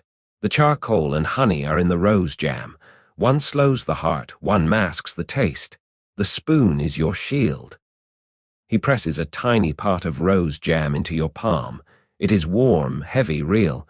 You open it. The jam is dark, almost black, smelling of roses and smoke. You dip the spoon, lift a dollop, offer it to Huram. She hesitates, then takes it. The jam stains her lips like blood. She swallows. Nurbanu takes the spoon, dips, eats. Kursum takes the last dollop, eats, then offers the spoon back to you. You eat. The jam is sweet, smoky, and beneath it the faint grit of charcoal, bitter, honest, saving. The feast ends as suddenly as it began. The tables are cleared, the cups vanish, the cadins rise and glide away. You are left with the empty spoon, the bangle, the torn robe, and the taste of rose jam and charcoal. The chief eunuch bows. Lesson 126, he says. The feast is over. The night begins. Choose your door. 3 archers present themselves. Left, the scent of bread and cumin. Center, the clink of crystal and sherbet. Right, silence and the faint chime of your bangle. You choose right. The arch opens onto the gate of salutation at twilight, the sky the color of watered wine. The chief eunuch offers his arm. You take it. The palace exhales behind you, a long, slow breath of silk and secrets. The gate of salutation yawns before you like the palace's final, courteous mouth. Its iron-bound doors stand ajar, just wide enough for one slippered foot at a time. Twilight has settled into the color of bruised violets. The first star hangs low, winking like a conspirator. The chief eunuch releases your arm at the threshold. Lesson 127, he says, voice soft as the hush between heartbeats. Departure is the only door that opens outward. Walk through before it changes its mind. You step onto the marble sill. The air beyond is cooler, freer, smelling of salt from the Bosphorus and the faint smoke of distant cook fires. Your crimson slippers hesitate, then cross. The gate's shadow falls across you, cool and absolute, then releases you into the outer courtyard. Behind you, the doors swing shut with a whisper that sounds almost like farewell. A single jasmine blossom waits on the ground. White, perfect, its scent rising like a memory you're allowed to keep. You pick it up. The petals are soft, damp with evening dew. You tuck it behind your ear. The stem is cool against your scalp. The bangle, Hurrem's gold, chimes once, then stills, as if the palace has finally cashed its claim. The caravan that brought you here is gone, replaced by a small, unmarked litter draped in plain linen. 2 mules stand patient, ears flicking at invisible flies. A driver, face hidden beneath a straw hat, nods once. You climb inside. The cushions are simple, undyed wool, smelling of lanolin and honest sweat. The litter sways as the mules start forward, slow and steady, the rhythm of a lullaby you never learned. The palace recedes behind a veil of cypress and torchlight. You part the linen curtain with 2 fingers. Topkapi's domes and minarets catch the last of the sun, glowing like embers in a dying fire. Somewhere inside, a lute plucks a single note that hangs in the air, then fades. You let the curtain fall. Lesson 128, you whisper to the empty litter. Survival is not the sherbet, it's who pours it. The jasmine blossom brushes your cheek, cool and fragrant. The mules plod on, hooves clipping softly on the road that leads away from silk and poison and the endless roulette of cups. The road curves. The palace disappears. The night leans closer, gentle now, the way a mother leans over a cradle. You settle back against the cushions. The bangle is warm, the jasmine cooler, the torn silk of your robe a soft weight across your lap. The litter rocks you like a boat on a quiet sea. The driver hums, low, wordless, the sound of someone who has seen too many departures to count. You close your eyes. The scent of jasmine fills the small space, mingling with wool and mule and the faint, lingering taste of rose jam and charcoal. The road stretches ahead, unlit, unknown, honest. You exhale. The litter carries you forward into the dark that is no longer the palace's. The jasmine blossom stays tucked behind your ear, a small white flag of truce with the night. The mules keep their steady rhythm. The stars gather overhead, patient and kind. The litter rocks you gently. The mule's hooves a soft metronome against the cooling road. Each breath is slower now, deeper, pulling the night's calm into your lungs like cool water. The jasmine blossom brushes your cheek. It sent a quiet promise. You are safe. There's nothing left to do tonight. The palace, its sherbet and shadows, slips further behind with every sway of the curtains. Feel the wool cushions beneath you, simple and real, holding you without demand. Let your shoulders loosen, your fingers uncurl. The bangle's weight is only gold now, no longer a leash. The torn silk of your robe is only fabric, no longer a ballad. The road hums beneath the wheels, a low, steady note that matches the slowing beat of your heart. Ahead, the dark is wide and kind. No cups wait, no dice roll, no eyes measure your reflection. Only the stars, gathering overhead like quiet witnesses to your escape. The driver's hum fades into the rhythm of the night, lulling you the way a river lulls a leaf. Let your eyelids grow heavy, your thoughts soften at the edges. You are safe. The night leans closer, wrapping you in its velvet hush. The jasmine releases one last breath of sweetness, then settles. The litter rocks, rocks, rocks, and the world blurs into the gentle dark of well-earned sleep. Sweet dreams.